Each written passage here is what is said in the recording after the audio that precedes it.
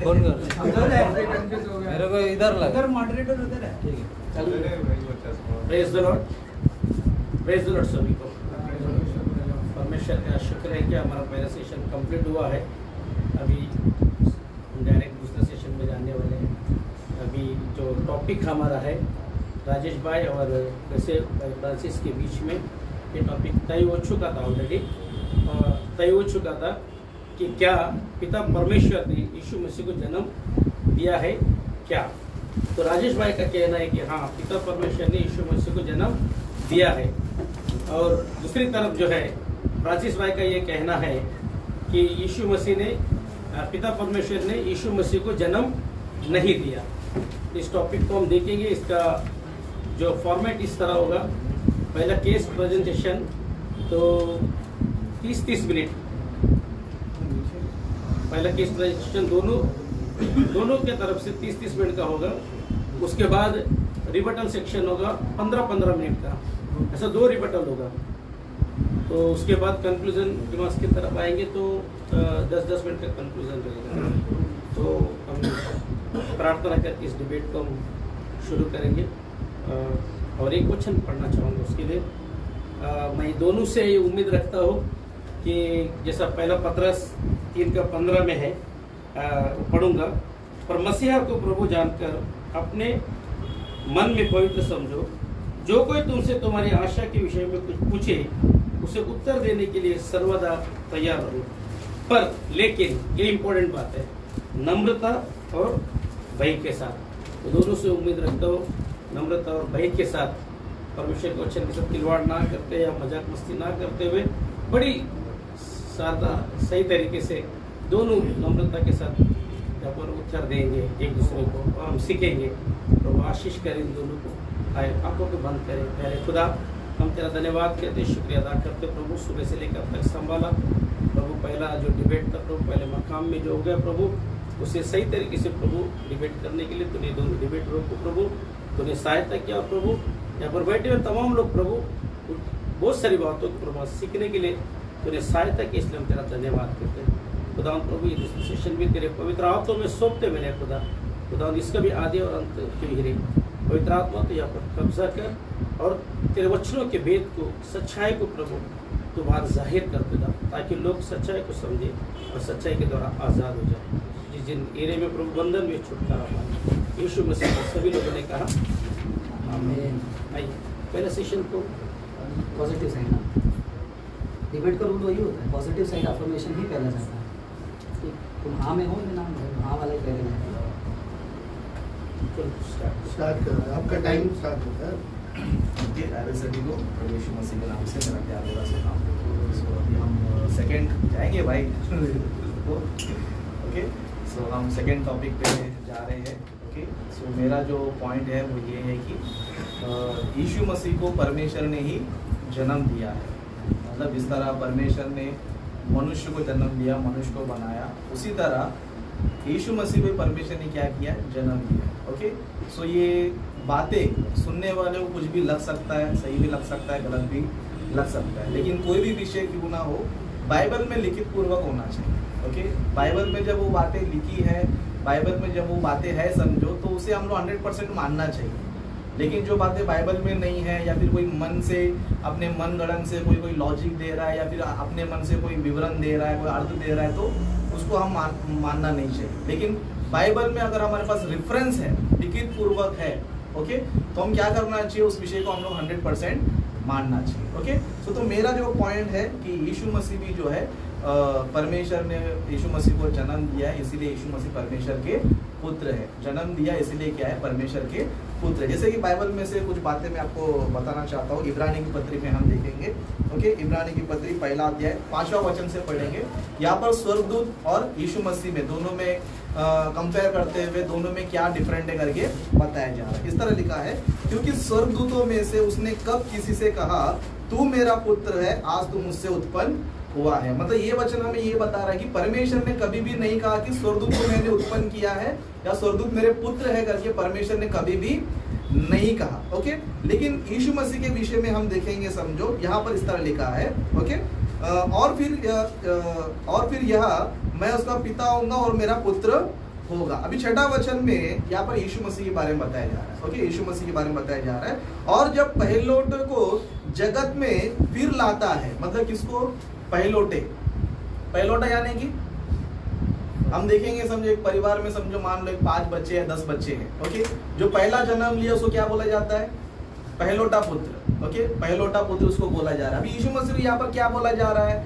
पहलोटा पुत्र करके बोला जा रहा है। पहलोटा पुत्र यानी कि जिस तरह सारे मनुष्य परमेश्वर के पुत्र है, उनमें सबसे पहला कौन है बोलेगा तो यीशु मसीह है। इसके लिए यहाँ पर क्या लिखा है? और जब पहलोटे को जगत में फिर लाता है तो कहता है कि परमेश्वर के सब स्वर्गदूत उसे दंडवत करे। मतलब यीशु मसीह यहाँ पर पहलोटा पुत्र करके हमें नजर आ रहा है। इसके लिए इसी विषय को भजन संहिता में क्या लिखा है देखेंगे। भजन संहिता उसका 2:7 हम पढ़ेंगे। भजन संहिता 2 अध्याय 7 वचन पढ़ेंगे। यहाँ पर जो है लिखा गया है, मैं उस वचन का प्रचार करूंगा जो यहोवा ने मुझसे कहा। ओके, यहाँ पर यीशु मसीह के बारे में जो है ना बातें हो रही है। यीशु मसीह के बारे में यहाँ पर क्या लिखा गया है? मैं उस वचन का प्रचार करूंगा जो यहोवा ने मुझसे कहा, तू मेरा पुत्र है, आज तू मुझसे उत्पन्न हुआ है। मतलब यहाँ पर जो है साफ स्टेटमेंट है। ओके, यहाँ पर जो है एक क्लियर स्टेटमेंट है कि आप कंटिन्यू करो, कर लो पहले कर लो। बोलो बस। ओके, यहाँ पर बाइबल में जो है हमें स्पष्ट नजर आ रहा है कि यहाँ पर क्या लिखा गया है, मैं उस वचन का प्रचार करूंगा जो यहोवा ने मुझसे कहा है। मतलब यीशु मसीह यहाँ पर बता रहे कि यहोवा परमेश्वर ने मुझसे कहा। क्या कहा है?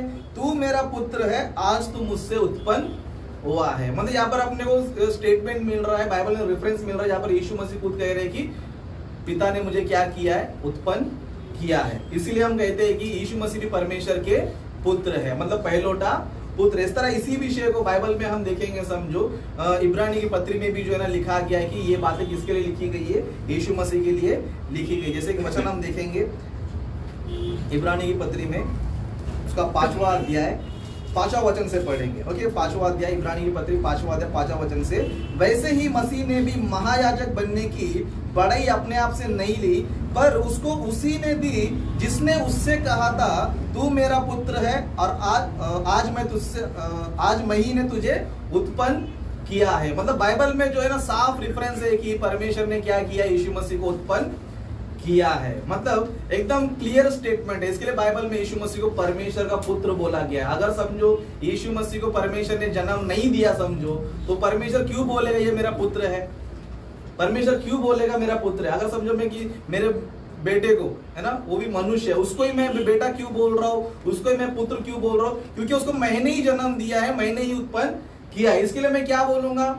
ये मेरा बेटा है और मैंने क्या किया? इसको जन्म दिया या फिर उत्पन्न किया है। उसी तरह यीशु मसीह को परमेश्वर क्या बोल रहा है? तू मेरा पुत्र है, आज तू मुझसे उत्पन्न हुआ। इसके लिए जितने भी सारे मनुष्य है वो यीशु मसीह को ले लो और हम सभी को ले लो। हम सभी का मूल कौन है पता है? परमेश्वर है। जैसे कि एक वचन इब्रानी की पत्री में हम देखेंगे 2 अध्याय 11 वचन में, यहाँ पर लिखा है 2 अध्याय 11 वचन में, क्योंकि पवित्र करने वाला जो पवित्र किए जाते हैं सब एक ही मूल से है।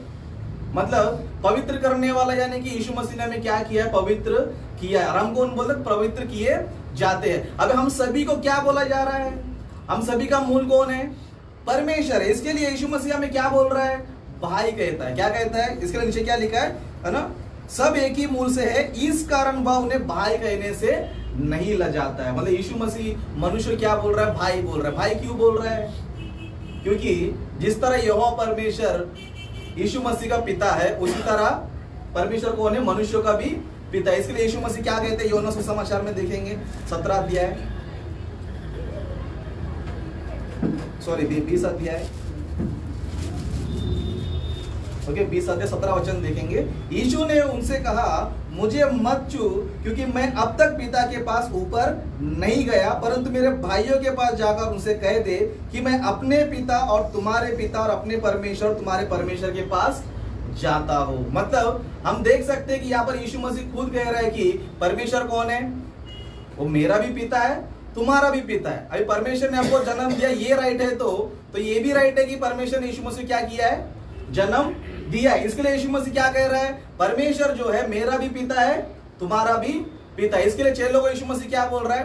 भाई कह रहा है। इब्रानियों में कहता है कि इस कारण वह भाई कहने से नहीं लजाता है। मतलब यीशु मसीह का जन्म हुआ करके इस बातों से हमें क्या होता है? क्लैरिटी होता है। मतलब जिस तरह परमेश्वर ने हमें जीवन दिया है, परमेश्वर ने हमें ये लाइफ दिया है, इसके लिए हम क्या ठहरे? उसके परमेश्वर के वंश ठहरे, परमेश्वर के संतान ठहरे। इसके लिए यीशु मसीह को भी परमेश्वर ने क्या किया? जीवन दिया है। ओके, जीवन दिया है। जीवन दिया करके कहा लिखा है? यूहन्ना सुसमाचार में देखेंगे 5वां अध्याय, यूहन्ना सुसमाचार 5वां अध्याय में देखेंगे, 5वां अध्याय 26 वचन से पढ़ेंगे। यहां पर इस तरह लिखा है, क्योंकि जिस रीति से पिता अपने आप में जीवन रखता है, उसी रीति से उसने पुत्र को यह अधिकार दिया कि अपने आप में जीवन रखे। मतलब पिता में क्या है? अपने आप में जीवन रखता है। अपने आप में क्या रखता है? जीवन रखता है, क्योंकि उसी ने क्या किया? सबको जीवन दिया। और यीशु मसीह क्या कह रहे? पिता अपने आप में क्या रखता है? जीवन रखता है। उसी तरह परमेश्वर ने क्या किया? यीशु मसीह को भी वो जीवन दिया है।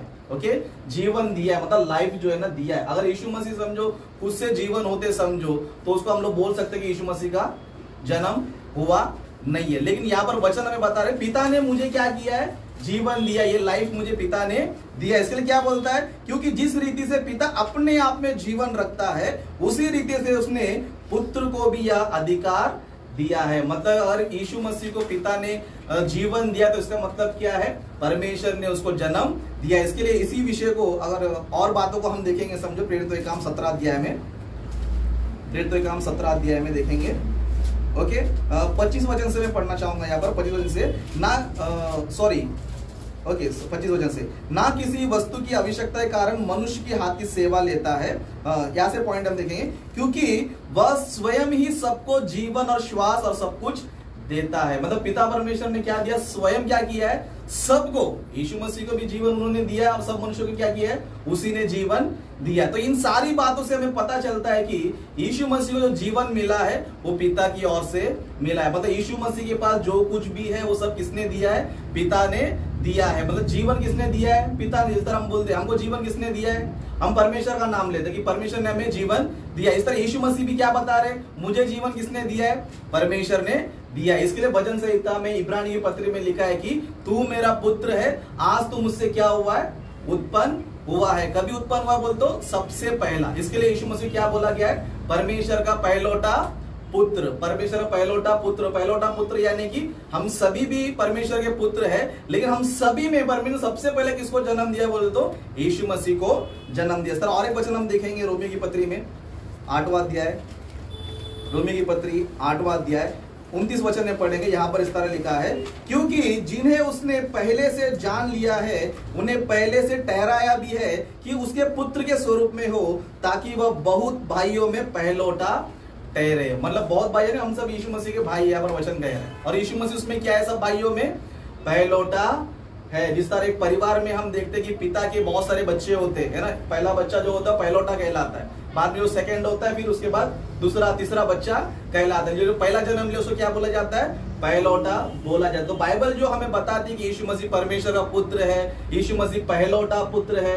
यीशु मसीह को पिता ने ही जीवन दिया है। तो इन सारे वचनों से हमें क्या साबित होता है कि यीशु मसीह को पिता ने जन्म दिया है, जिसका क्लियर रेफरेंस है ना भजन संहिता 2:7 में है और इब्रानी की पत्री 5:6 में भी है। वहां पर स्पष्ट जो है लिखा है कि तू मेरा पुत्र है, आज मैं तुझसे उत्पन्न हुआ हूं। इतना क्लियर स्टेटमेंट है। तो इन सारी बातों से हमें ये पता चलता है कि यीशु मसीह को पिता ने जन्म दिया। अगर यीशु मसीह को पिता ने जन्म नहीं दिया होता, समझो पहलौठा पुत्र बोलना भी गलत है, पुत्र बोलना भी गलत है। ओके, और उत्पन्न हुआ ये भी बोलना क्या है? गलत है। और पिता ने मुझे जीवन दिया ये भी बोलना क्या है? गलत है। लेकिन पिता ने जन्म दिया है, पिता ने जीवन दिया है, पिता ने सब कुछ दिया है। इसके लिए यीशु मसीह ने क्या बोला है? पिता ने मुझे सब कुछ दिया। एक आखिरी वचन पढ़ के मैं समाप्त करूंगा। यूहन्ना सुसमाचार 17 अध्याय, यूहन्ना सुसमाचार 17 अध्याय 24 वचन से यहाँ पर इस तरह लिखा है, हे पिता, मैं चाहता हूं कि जिन्हें तूने मुझे दिया है, जहां मैं हूं वहां वे भी मेरे साथ हो, कि वे मेरी उस महिमा को देखे जो तूने मुझे दी है, क्योंकि तूने जगत की उत्पत्ति से पहले मुझसे प्रेम रखा। मतलब यीशु मसीह का जन्म कब हुआ था? बोलते जगत की उत्पत्ति से पहले, सृष्टि बनने से पहले यीशु मसीह क्या हुआ है? जन्म हुआ। इसके लिए यीशु मसीह यहाँ पर क्या कहते हैं? वे मेरी उस महिमा को देखे जो तूने मुझे दिया है, मतलब जीवन दिया है, लाइफ दिया है, यीशु मसीह के पास जो भी अधिकार है वो पिता ने दिया है करके यहाँ पर यीशु मसीह साफ जो है ना हमें बता रहे। तो इन सारी बातों से हमें यही पता चलता है कि यीशु मसीह को पिता ने क्या किया है, जन्म दिया। इसमें कोई डाउट नहीं है, कोई लॉजिक मारने की जरूरत नहीं है, कोई सिद्धांत लाने की जरूरत नहीं है, कोई इसका सिद्धांत ये थ्योरी वो थ्योरी लगाने की जरूरत भी नहीं है, क्योंकि यहाँ पर जो है साफ साफ स्टेटमेंट लिखा गया। तो इन सारे वचनों से ये साबित होता है कि यीशु मसीह परमेश्वर के पुत्र है, पिता ने उनको जन्म दिया है। ओके, तो अपने मुद्दे को समाप्त। परमेश्वर का धन्यवाद हो। पहला जो केस प्रेजेंटेशन में राजेश भाई ने बात बताया कि पिता ने यीशु मसीह को जन्म दिया है। अब बारी है भाई फ्रांसिस का, उनका केस प्रेजेंटेशन में वो हमको बताएंगे कि पिता ने यीशु मसीह को जन्म नहीं दिया।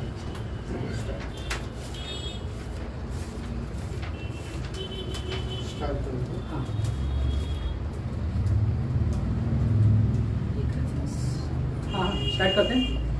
Okay, so praise the Lord, जय मसीह की आप सभी को। तो दूसरा टॉपिक है, टॉपिक का टाइटल है कि क्या पिता ने यीशु को जन्म दिया। तो उसके ऊपर काफ़ी बातों को बताया गया था। अब मैं क्या करूँगा, मैं खंडन में नहीं जाऊँगा क्योंकि खंडन तो मेरा रिबटल सेशन में आएगा। पहली बात, यीशु मसीह को पिता ने जन्म दिया, ये टॉपिक सुनकर पहले मुझे दिमाग में क्या आया मैं आपको बता रहा हूं। ये सिद्धांत जो है ये कोई नया सिद्धांत नहीं है।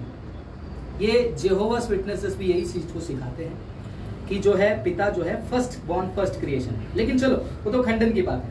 अब हम बात करेंगे यीशु मसीह का एक्चुअल में क्या स्टेटस है बिब्लिकल थियोलॉजी में।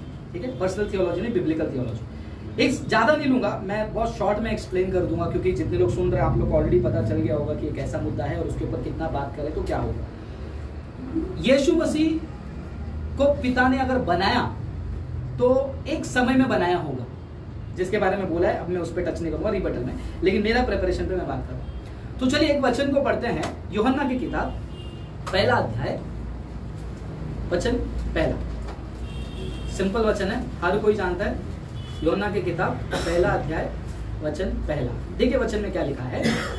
आदि में शब्द था, शब्द परमेश्वर के साथ था, शब्द ही परमेश्वर था। ये शब्द ही आदि में परमेश्वर के साथ था। और जब भी ये वचन को हम पढ़ते हैं आगे 14 वचन में आते हैं, हमको पता चलता है कि जो शब्द है वो देहधारी हुआ। अब यहाँ पर मेरा एक बहुत बड़ा पॉइंट यहाँ पर मैं रखना चाहता हूँ, एक्चुअली बहुत ही प्रोफाउंड, बहुत ही जबरदस्त चीज है। इसमें सबसे जो पहला शब्द है आदि में शब्द था। आगे का वचन तो आप जानते हो कि यीशु के बारे में बात कर रहे हैं, यीशु जो है पिता के साथ है। लेकिन उससे भी इंटरेस्टिंग बात यहाँ पर मैं आपको बताने की कोशिश कर रहा हूँ। इन द बिगिनिंग, आदि में, बहुत सारे लोग इस शब्द को लेकर आर्ग्यू करते हैं और खोज करते हैं। ये इन द बिगिनिंग का मतलब क्या है, आदि मतलब क्या, आदि मतलब कौन सा शुरुआत है। जब इस वचन को आप ध्यान से सुनोगे तो आपको समझ में आएगा कि आदि में वचन देखो क्या लिखा है, आदि में शब्द था, आदि में शब्द था, यानी कि व्याकरण। ठीक है, लॉजिक वॉजिक नहीं यूज करना है क्योंकि जो लोग दिमाग यूज नहीं करते वो लोग लॉजिक के दुश्मनी होते हैं, लेकिन हम लोग लॉजिक यूज करें। लॉजिक में क्या है, आदि में वचन था। तो ये आदि जो है वो पास्ट फॉर्म में है, यानी कि वो एक ऐसे भूतकाल में है और उस भूतकाल में वचन था। तो यानी कि ये भूतकाल कब का है ये हमको जानना बहुत जरूरी है, जिसको अनंत काल कहा जाता है। कोई भी आप दुनिया के कोई भी विद्वान को लेकर आप बैठ जाएंगे तो आपको पता चल जाएगा ये जो in the beginning was the word, ये जो आदि में वचन था, ये दोनों शब्द जो है अनंत काल को दर्शाता है, इटर्निटी को दर्शाता है। तो इस वचन को हम ऐसा पढ़ेंगे, अनंत काल में शब्द था। तो हमको जानना जरूरी है क्या अनंत काल एक समय में शुरू हुआ? नहीं, अनंत काल तो अनंत काल है, नाम से ही पता चलता है। काल जो है सृष्टि के बाद आया, सृष्टि के पहले वो अनंत काल है। सो अनंत काल से शब्द है।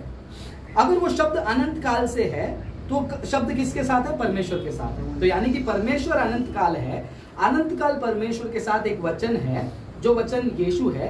तो यीशु अनंत काल रूपी पिता के साथ ही थे और वो परमेश्वर ही। वचन क्या लिखा, ध्यान से एक बार फिर से पढ़ेंगे। यह शब्द ही, ध्यान से सुनना, 2 बार यूज किया, ये शब्द ही आदि में परमेश्वर के साथ था। दुनिया की हर वस्तु उसी की उपजी है। उसके बिना किसी की भी रचना नहीं हुई है। तो ये वचन को क्लियरली आप पढ़ते समय आपको पता चल जाएगा, ये जो वचन का जो स्टेट है, नेचर है, वो एक टाइम बाउंड नहीं है, क्योंकि सृष्टि बाद में आई है। ठीक है, सृष्टि बाद में, सृष्टि से पहले उस अनंत काल स्थिति में ही जो है पिता का जो है पिता का जो है पुत्र का जो है साथ रहने का दर्शन यहाँ पर हमें दिखता है। इसको एक और रेफरेंस में हम देख सकते हैं, यूहन्ना 17 अध्याय 5वां वचन।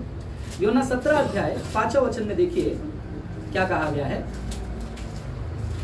यीशु कहते हैं, हे पिता, मुझे अपने सम्मुख में उस महिमा से तू भर जो दुनिया के सृष्टि के पहले तेरे साथ था। अब मैं ये क्यों निकालूं? क्योंकि अगर आप यशाया की किताब 42:8 में जाते हैं, वहां पर देखिए परमेश्वर क्या कहते हैं। वहां पर परमेश्वर कहते हैं, मैं यहोवा हूं, ये मेरा नाम है, मैं अपनी महिमा किसी को नहीं दूंगा, किसी मूर्ति को नहीं, किसी को भी नहीं, मैं अपनी महिमा किसी को नहीं दूंगा। तो यहां पर पिता कह रहे हैं कि मैं अपना जो परमेश्वर का जो महिमा है, जो सिर्फ और सिर्फ परमेश्वर के लिए है, वो किसी को नहीं दे सकता। अगर परमेश्वर अपने आप में एक ही खुदा है, वो अपने महिमा को किसी को नहीं दे सकता है, और उस महिमा में यीशु कह रहे हैं कि वो महिमा के साथ मैं था आपके साथ दुनिया की सृष्टि से पहले। तो यानी कि 2 पॉइंट यहाँ पर क्या समझा हमको, हमें 2 पॉइंट यहाँ पर ये समझ में आ रहा है कि सृष्टि से पहले ही, और सृष्टि के पहले 1 दिन पहले 2 दिन पहले नहीं, अनंत काल रूपी, अनंत काल इटर्नल लेवल पर जो है यीशु मसीह का अस्तित्व था लिखा है नहीं था। यीशु का अस्तित्व हमेशा हमेशा के लिए, पिता है और पुत्र है हमेशा के लिए। ठीक है, दूसरा इसका एक और हमने क्रॉस रेफरेंस भी देख लिया कि वो महिमा यीशु जो बात कर रहे, जो पिता के साथ यीशु मसीह रखते थे सृष्टि से पहले। तो अब यहाँ पर आर्ग्यूमेंट क्या है? आर्ग्यूमेंट ये है कि यीशु मसीह क्या एक अलग ग्लोरी को पिता से ले रहे हैं, या फिर पिता के साथ जो ऑलरेडी ग्लोरी है, जो डिवाइन ग्लोरी बोलते हैं, दिव्य महिमा बोलते हैं, उस दिव्य महिमा के वो भाग है। अगर हम लोग वैसे ही कंटिन्यू करके पढ़ के आएंगे तो हमको उसी जॉन की किताब में हमको पता चल जाएगा। अगर आप कंटिन्यू करके पढ़ के आ रहे हैं, मैं आपको बता देता हूं।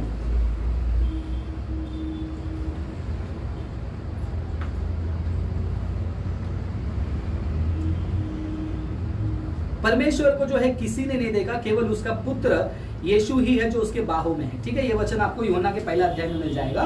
तो यानी कि in the bosom of the father का मतलब क्या होता है, वो पिता के जो है एकदम एक साथ हैं। वो त्रिएकता का जो कॉन्सेप्ट हम बात करते हैं, पिता पुत्र पवित्र आत्मा वाला, वो उसमें थे।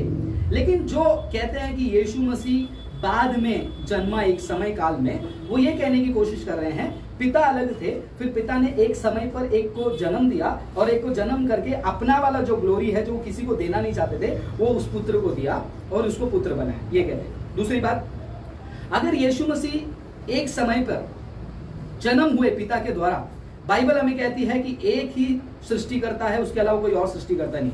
लेकिन यूहन्ना की किताब में पहला अध्याय में, कोलोसे की किताब पहला अध्याय वचन 16-17 में, इब्रानियों की किताब पहला अध्याय 2 वचन में, और बहुत सारे रेफरेंसेस है जहां पर यीशु मसीह को भी जो है सृष्टिकर्ता कहा गया है। तो यीशु मसीह अगर सृष्टिकर्ता है, उसमें कोई दिक्कत नहीं होनी चाहिए जेहोवा विटनेसेस वालों के लिए भी, क्योंकि वो कह सकते हैं कि यीशु मसीह पहले बने, फिर बाद में उन्होंने सृष्टि बनाया। लेकिन यहाँ पर तो पिता परमेश्वर कहते हैं कि मेरे अलावा कोई और सृष्टिकर्ता है ही नहीं। और जब हम ऑलरेडी अय्यूब के किताब में पढ़ते हैं, जो फाउंडेशन लगा रहा था दुनिया का, उस टाइम पे फाउंडेशन लगाते वक्त न केवल पिता, वहां पर पिता पुत्र पवित्र आत्मा जो है फाउंडेशन को ले कर रहे हैं करके हमको बाइबल में जानकारी मिलता है। तो हमें बाइबल में क्लियरली पता चलता है कि यीशु मसीह का इटर्नल स्टेट है, इस पे ज्यादा कोई आर्गुमेंट मुद्दा है ही नहीं। यीशु मसीह का इटर्नल अनंत काल का स्टेट है, वो एक टाइम पे नहीं है। दूसरी बात, ये जो रेफरेंस है इन्होंने अभी आप डिबेट में सुनेंगे, ऑलरेडी सुना है आपने, जिसको मैं आगे खंडन करूंगा, उसके लिए मैंने ऑलरेडी प्रिपेयर करके रखा है। ये आपको मिलता है प्रेरितों के काम 13 अध्याय 33वें वचन में, इब्रानियों की किताब पहला अध्याय 5वें वचन में, इब्रानियों की किताब 5वां अध्याय 5वें वचन में। ये तीनों जो वचन है ना, ये तीनों वचन तीनों अलग अलग घटना नहीं है। जिस तरीके से आप सुनोगे या फिर बताया जाएगा, देखो 3 अलग अलग जगह में बोले। क्रॉस रेफरेंस जो स्टडी करते हैं ना, उनको मालूम है ये तीनों वचन का जो क्रॉस रेफरेंस है सीधा जाता है भजन संहिता 2 अध्याय 7वां वचन। तो भजन संहिता 2 अध्याय 7वें वचन के आधार पर, जैसे हमने पिछले डिबेट में भी देखा कि यहाँ पर इब्रानियों में से जो रेफरेंस लिया है, वो रेफरेंस आपको भजन संहिता में मिला।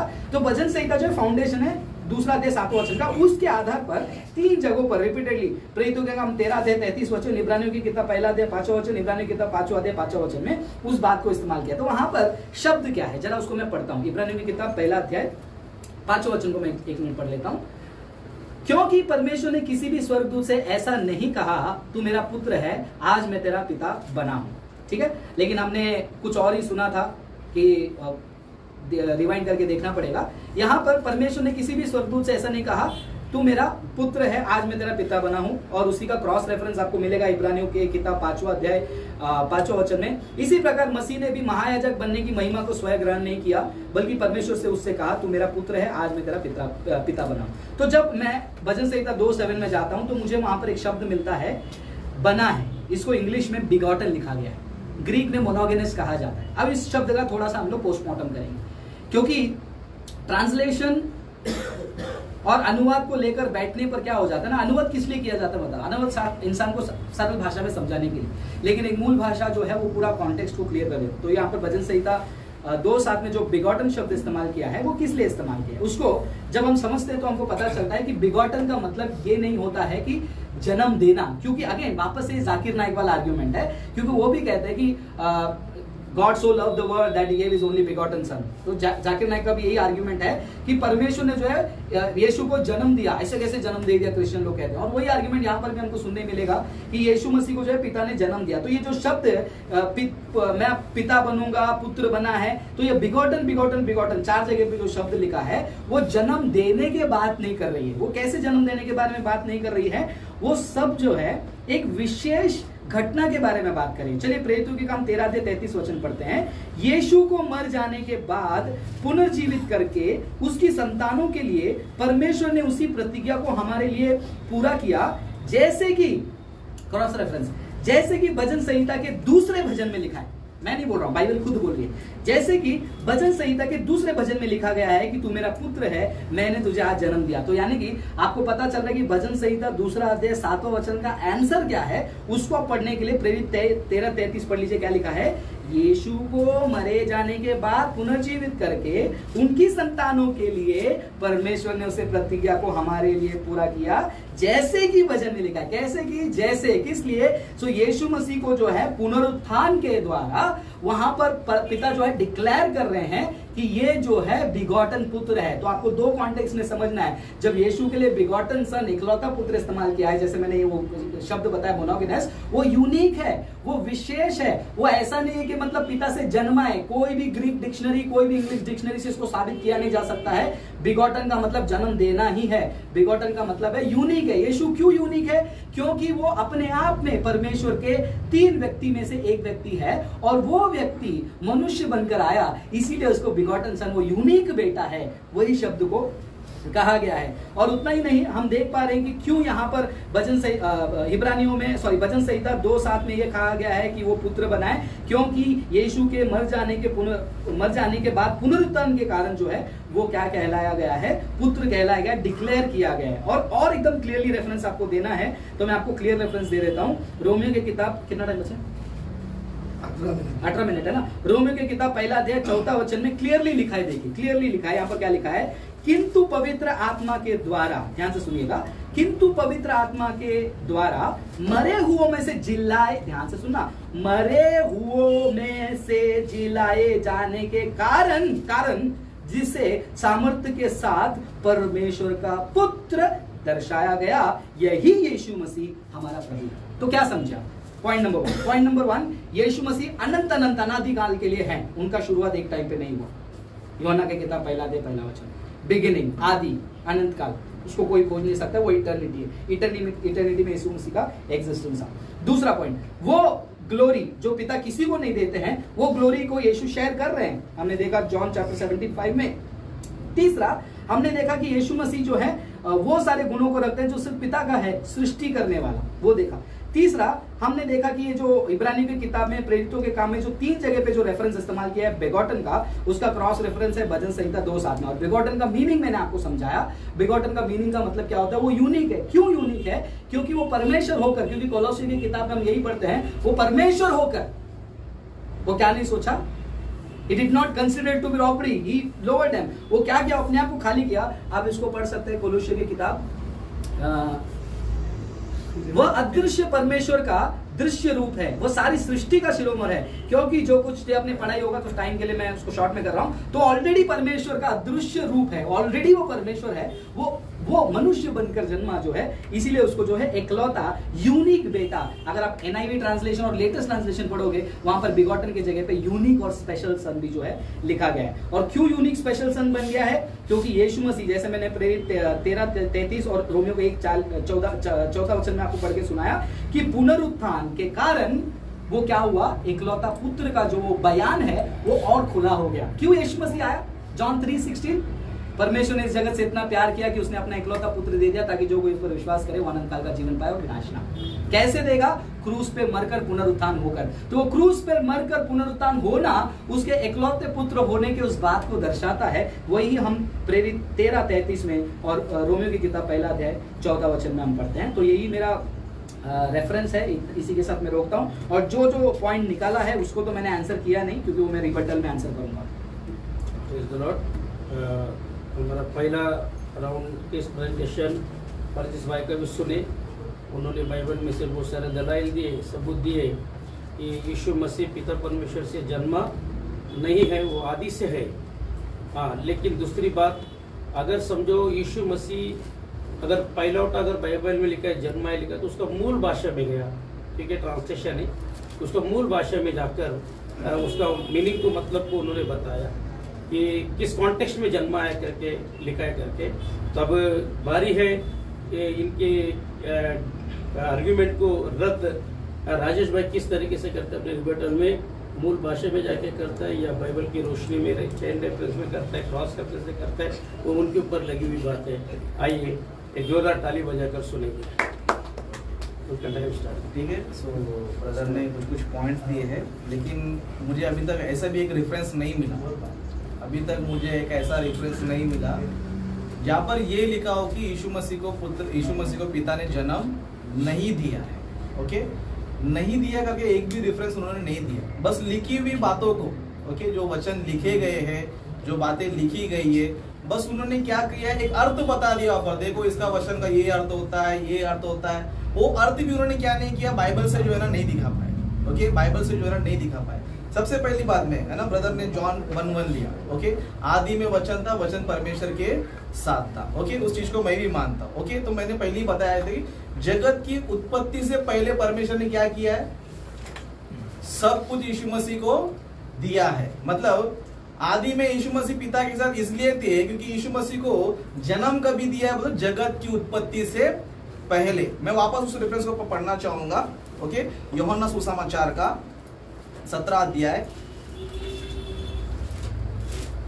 यूहन्ना सुसमाचार का 17 अध्याय, उसका हम 24 वचन से पढ़ेंगे। यहां पर क्लियर लिखा है, ओके, हे पिता, मैं चाहता हूं कि जिन्हें तूने मुझे दिया है, जहां मैं हूं वहां वे भी मेरे साथ हो, कि वे मेरी उस महिमा को देखे जो तूने मुझे दी है, क्योंकि जगत की उत्पत्ति से पहले मुझसे प्रेम रखा। मतलब पिता ने यीशु मसीह को जन्म कभी दिया है या फिर जो महिमा दिया कभी दिया है, जगत की उत्पत्ति से पहले। इसके लिए बाइबल में यूहन्ना 1:1 में लिखा है कि आदि में वचन था, वचन परमेश्वर के साथ। और ब्रदर ने भी दो चीज अच्छी बताई, एक आदि होता है, एक अनंत काल होता है। आदि यानी कि सृष्टि का आरंभ। ओके, आदि में परमेश्वर ने आकाश और पृथ्वी की सृष्टि की।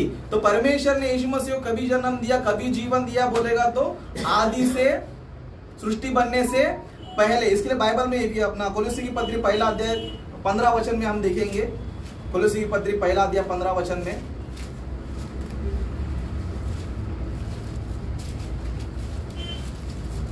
ओके, यहाँ पर लिखा है कोलोसी की पत्री 1 अध्याय 15 वचन में, वह तो अदृश्य परमेश्वर का प्रतिरूप और सारी सृष्टि में पहलौठा है। सारी सृष्टि में पहलौठा यानी कि सृष्टि से ही पहला कौन है, यीशु मसीह है। ओके, सृष्टि से पहला कौन है, सारी सृष्टि पहला, यानी कि परमेश्वर ने जितनी भी सारी सृष्टि बनाई है उसमें सबसे पहला किसको बनाया है, सारी सृष्टि में यीशु मसीह क्या है, पहलौठा। पहलौठा का मतलब क्या होता है पता है, जो पहला आया है। पहलौठा का मतलब क्या होता है, पहला आया। जैसे मैंने पहले भी उदाहरण दिया, एक पिता के समझो 5 बच्चे समझो, पहलौठा उसको बोला जाएगा जो पहला जन्म लिया है। तो बाइबल भी हमें यही बता रही कि यीशु मसीह कौन है, पहलौठा है। अगर यीशु मसीह का स्टार्टिंग यीशु मसीह जन्म नहीं होता समझो, पैलोटा शब्द इस्तेमाल बिल्कुल भी करना गलत है, क्योंकि अगर इसका स्टार्टिंग ही समझो नहीं है, समझो पैलोटा क्यों बोलना चाहिए, लेकिन पैलोटा इसलिए बोला जाता है क्योंकि अगर स्टार्टिंग है। और हम देख सकते हैं कि यीशु मसीह खुद कहते हैं कि यूहन्ना सुसमाचार में,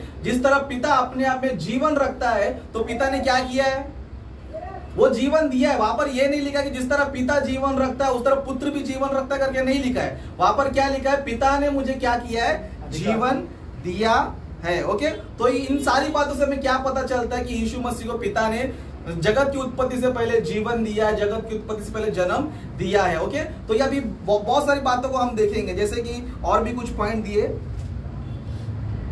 ओके, कॉन्टेक्स्ट में पढ़ना चाहिए करके, जैसे कि आज तू मुझसे उत्पन्न हुआ है। ओके, वो पुनरुत्थान के विषय में लिखा करके फ्रांसिस ने बताया। ओके, बाइबल में हम देखेंगे समझो, यीशु मसीह ही परमेश्वर का पुत्र है करके परमेश्वर ने क्या किया पता है, पुनरुत्थान के द्वारा साबित किया है, बहुत सारे मिरेकल्स के द्वारा साबित किया है। इस तरह परमेश्वर का वचन के द्वारा क्या किया, साबित किया। इसके लिए यीशु मसीह कहते हैं कि अगर मेरी बात मानते हो तो नहीं मानो, लेकिन मेरे काम के द्वारा क्या करो, मुझ पर विश्वास करो कि मैं कौन हूं, परमेश्वर का पुत्र। तो बाइबल में जो है, जो पुनरुत्थान हुआ है या फिर और भी बहुत सारे विषय हुआ है, वो सारी बातें ये साबित करती है कि यीशु मसीह कौन है, परमेश्वर का पुत्र है। बाइबल में हम देखेंगे समझो, जिस तरह ब्रदर ने बोला अलग अलग कॉन्टेक्स्ट है ना, भजन संहिता 2:4 में जाएंगे समझो, वहां पर पुनरुत्थान के बारे में नहीं है, वहां पर क्या नहीं है, पुनरुत्थान के बारे में नहीं है। जैसे कि उस वचन को हम पढ़ेंगे, भजन संहिता 2:7 हम पढ़ेंगे। ओके, यहाँ पर लिखा है, मैं उस वचन का प्रचार करूंगा जो यहोवा ने मुझसे कहा, तू मेरा पुत्र है, आज तू मुझसे उत्पन्न हुआ है। मतलब यीशु मसीह परमेश्वर से उत्पन्न हुआ है करके यीशु मसीह क्या कर रहे हैं, यहाँ पर प्रचार कर रहे। और पुनरुत्थान के बारे में भी लिखा है, पुनरुत्थान कॉन्टेक्स्ट में, लेकिन पुनरुत्थान हुआ करके पहलोटा पुत्र नहीं है, पुनरुत्थान हुआ करके ही वो पुत्र नहीं है। पुनरुत्थान इसलिए हुआ क्योंकि परमेश्वर का वो पुत्र था। इसलिए बाइबल में और एक वचन हम देखेंगे समझो, पुनरुत्थान के टाइम में भी वो वचन यूज किया गया है। उस तरह और एक कॉन्टेक्स्ट हम देखेंगे, वहां पर क्या लिखा देखेंगे, इब्रानी की पत्री 5:5 में, वहां पर पुनरुत्थान का कॉन्टेक्स्ट नहीं है, वहां पर अलग कॉन्टेक्स्ट है। ओके, 5:5 का वैसे ही मसीह ने भी महायाजक बनने की बड़ाई अपने आप से नहीं ली, पर उसको उसी ने दी जिसने उससे कहा था, तू मेरा पुत्र है, आज तू मुझसे उत्पन्न हुआ है। यहाँ पर पुनरुत्थान कॉन्टेक्स्ट नहीं है, लेकिन वो रेफरेंस यहाँ पर भी इस्तेमाल हुआ है। लेकिन यहाँ पर बताना क्या चाहते हैं, मिल्कीसिदक का याजक का पद परमेश्वर ने दिया, क्यों दिया है, क्योंकि तू मेरा पुत्र है। ओके, इसके लिए हम केवल इसी के लिए नहीं बोल सकते कि यीशु मसीह पुनरुत्थान हुआ इसीलिए वो शब्द लिखा गया, इसीलिए वो वचन लिखा करके नहीं बोल सकते हम लोग। भजन संहिता में देखेंगे तो मैं प्रचार करने आया हूं, क्या, पिता ने मुझे जन्म दिया, मैं उसका पुत्र करके। उस तरह पुनरुत्थान के समय भी वो इस्तेमाल हुआ है। उस तरह मिल्कीसिदक याजक का पद देते समय भी क्या हुआ है, वो वचन को इस्तेमाल वहां पर हुआ है। तो इसका मतलब ये नहीं कि मिल्कीसिदक बनने के लिए वो वचन इस्तेमाल किया गया है, या फिर पुनरुत्थान के लिए इस्तेमाल हुआ, या प्रचार के लिए इस्तेमाल हुआ, ये मतलब नहीं। वहां पर ये सारी बातें इसलिए लिखी गई कि ये सारे कार्य यीशु मसीह इसलिए कर पाया क्योंकि यीशु मसीह कौन है, परमेश्वर का पुत्र है। इसके लिए इब्रानी अपना रोमी की पत्री में हम देखेंगे समझो, रोमी की पत्री में यहाँ पर क्लैरिटी करता है कि यीशु मसीह परमेश्वर पुत्र सिद्ध क्यों हुआ। मतलब बहुत से लोग शक करते थे यीशु मसीह के परमेश्वर पुत्र है क्या, नहीं है, परमेश्वर पुत्र है क्या, नहीं है। लेकिन यीशु मसीह ने जो भविष्यवाणी उनके बारे में लिखा गया था, जो जो बातें उनके बारे में लिखा गया था, यीशु मसीह ने क्या किया, वो सारे काम करके दिखाया। तो इससे ये साबित हो गया कि परमेश्वर पुत्र कौन है, और पुराने नियम में जो मसीहा आने वाला था वो कौन है, यीशु मसीह करके उन कर्मों के द्वारा, उन कार्यों के द्वारा क्या हुआ, पूरा हुआ। जैसे कि वचन पढ़ेंगे रोमी की पत्री 1:3 वचन। ओके, अपने पुत्र हमारे यीशु मसीह के विषय में प्रतिज्ञा की गई थी, है ना, प्रतिज्ञा की गई, प्रतिज्ञा यानी कि एक प्रॉमिस किया गया था। किसके बारे में किया गया था, यीशु मसीह के बारे में किया गया था। तो प्रूफ कैसे हुआ, वो प्रूफ कैसे हुआ नीचे पढ़ेंगे। ओके, अपने पुत्र हमारे प्रभु यीशु मसीह के विषय प्रतिज्ञा की थी, वह शरीर के भाव से दाऊद के वंश से उत्पन्न हुआ, परंतु पवित्र आत्मा के भाव से मरे हुओं में से जी उठने कारण सामर्थ्य के साथ परमेश्वर का पुत्र ठहरा। मतलब प्रूफ हो गया कि जो प्रतिज्ञा हमारे लिए किया गया कि मसीहा आने वाला है, परमेश्वर पुत्र आने वाला है, हमारे पापों को वो उठा लेके जाने वाला, हम नाश करने वाला है। तो प्रूफ कैसे हो गया, यीशु मसीह आए और मर के जी उठे, क्योंकि यीशु मसीह के बारे में भविष्यवाणी है कि उसकी देह कभी सड़ने नहीं पाएगी, उसका प्राण अधोलोक में नहीं जाएगा। तो यीशु मसीह क्या हो गया, प्राण अधोलोक में नहीं गया, उसका देह सड़ने नहीं पाया। तो जो जो प्रतिज्ञा किया गया था वो किसके जीवन में पूरा हुआ, यीशु मसीह के जीवन में पूरा हुआ। इसके लिए वो सारी बातें से क्या प्रूफ हो गया कि यीशु मसीह सच्चा परमेश्वर का पुत्र है। इसका मतलब हम ये नहीं ले सकते कि पुनरुत्थान के द्वारा ही पुत्र है ना। ऐसा देखा जाएगा तो फिर पुराने नियम में पुत्र बोला गया, तो क्यों बोला गया? पुनरुत्थान के लिए बोला गया क्या? नहीं, है ना। उस तरह विश्वास के द्वारा भी पुत्र ठहरते, इस तरह बपतिस्मा के द्वारा पुत्र ठहरते। तो इसका मतलब ये नहीं कि अलग अलग नहीं है।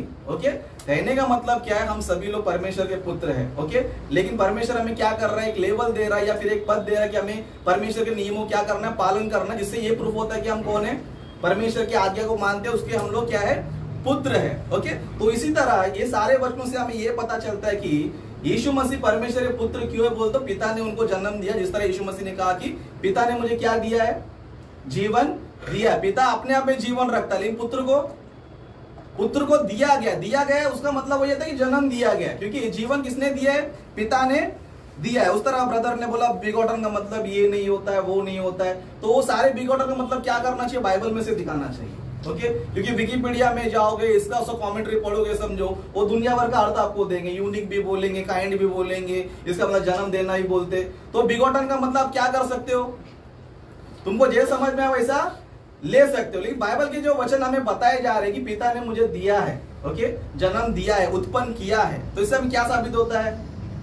परमेश्वर ने हम क्या किया? जन्म दिया है। बिगॉटन का मीनिंग आप अलग अलग एंगल में भी ले सकते हो, लेकिन आप बाहर के स्कॉलर्स की बातों को नहीं ले सकते हो। बाइबल में जो है उसको दिखा, हम भी क्या करेंगे? उसको एक्सेप्ट करेंगे, लेकिन बाइबल से बाहर हम क्यों स्वीकार करेंगे?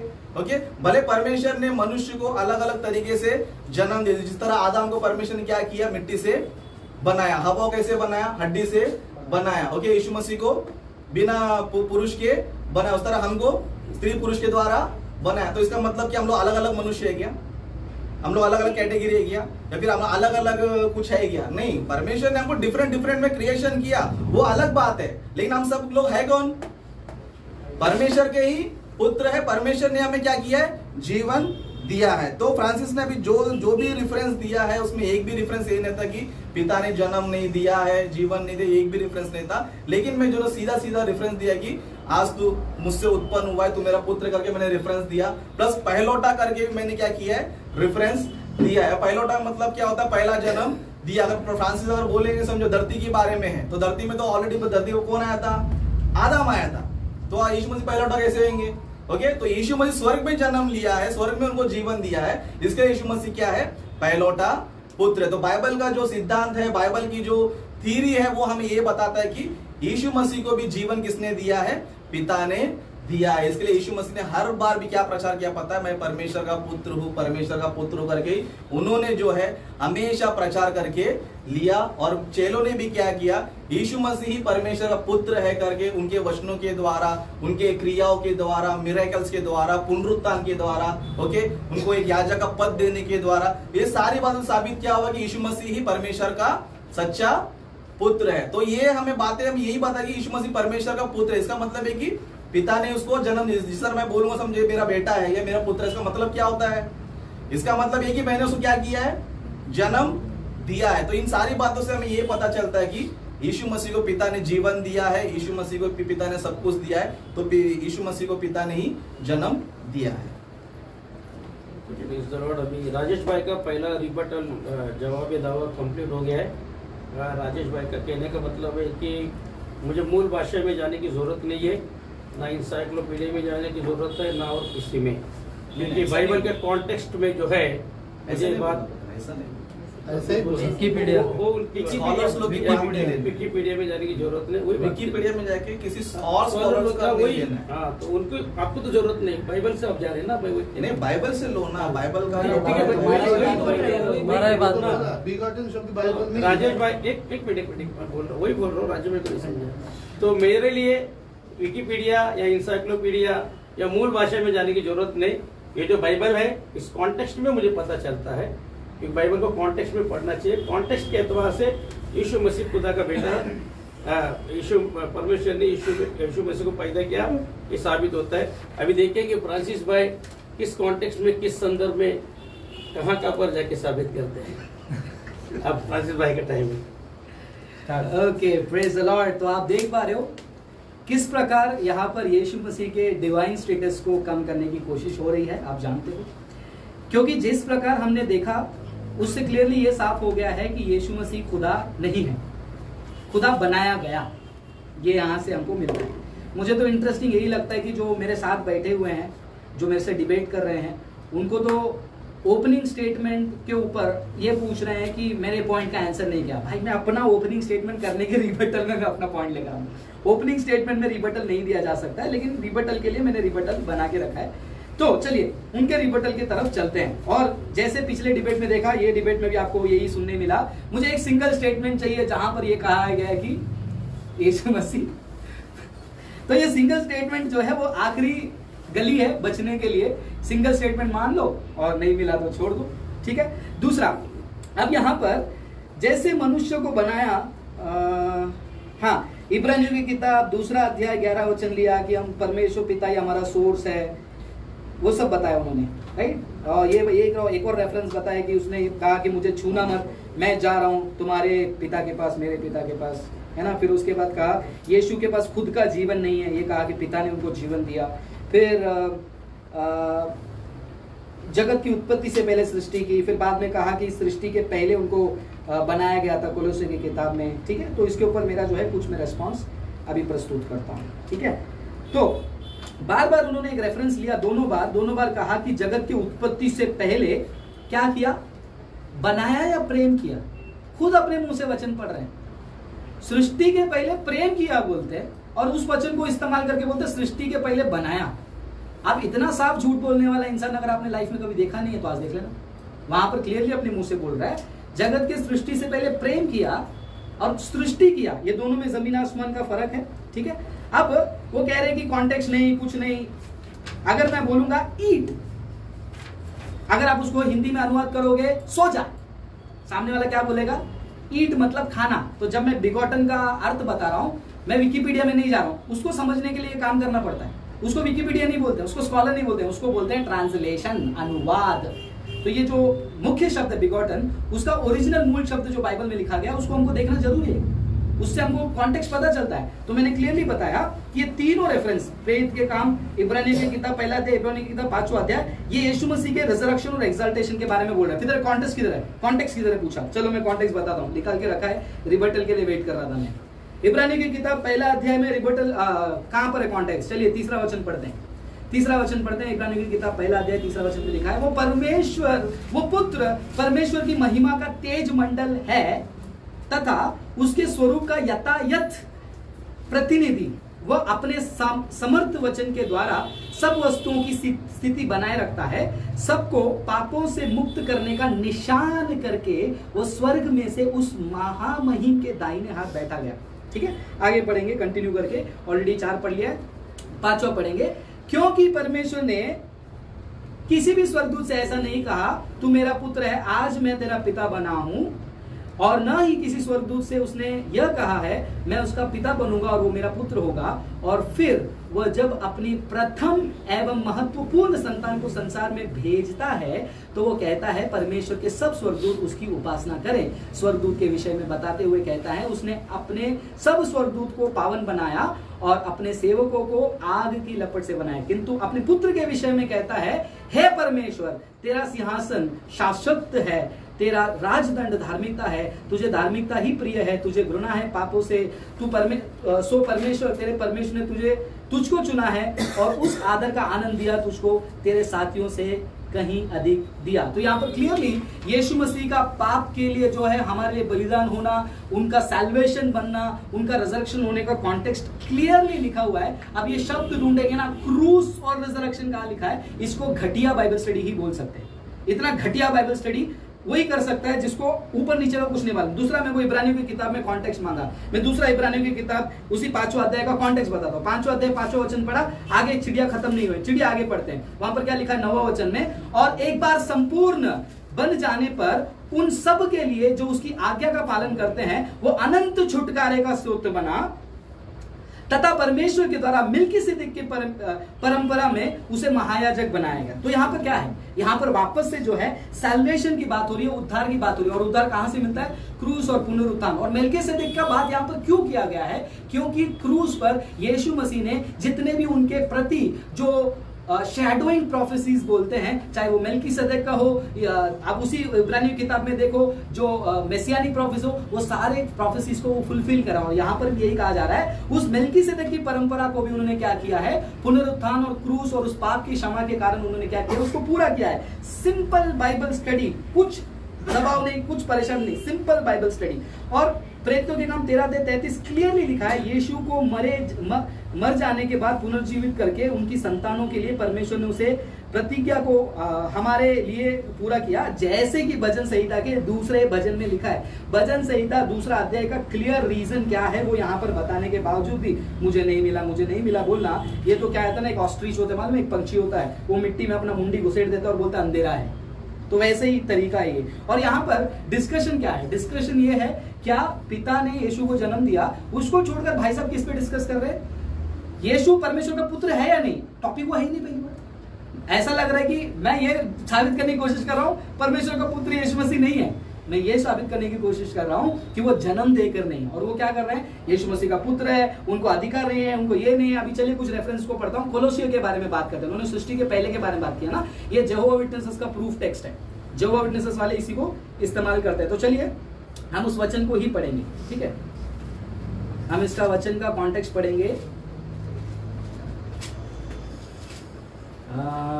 12, 13, 14, हाँ 14 से पढ़ते हैं। उस पुत्र द्वारा ही हमें छुटकारा मिला है, यानी हमें मिली है हमारे पापों की क्षमा।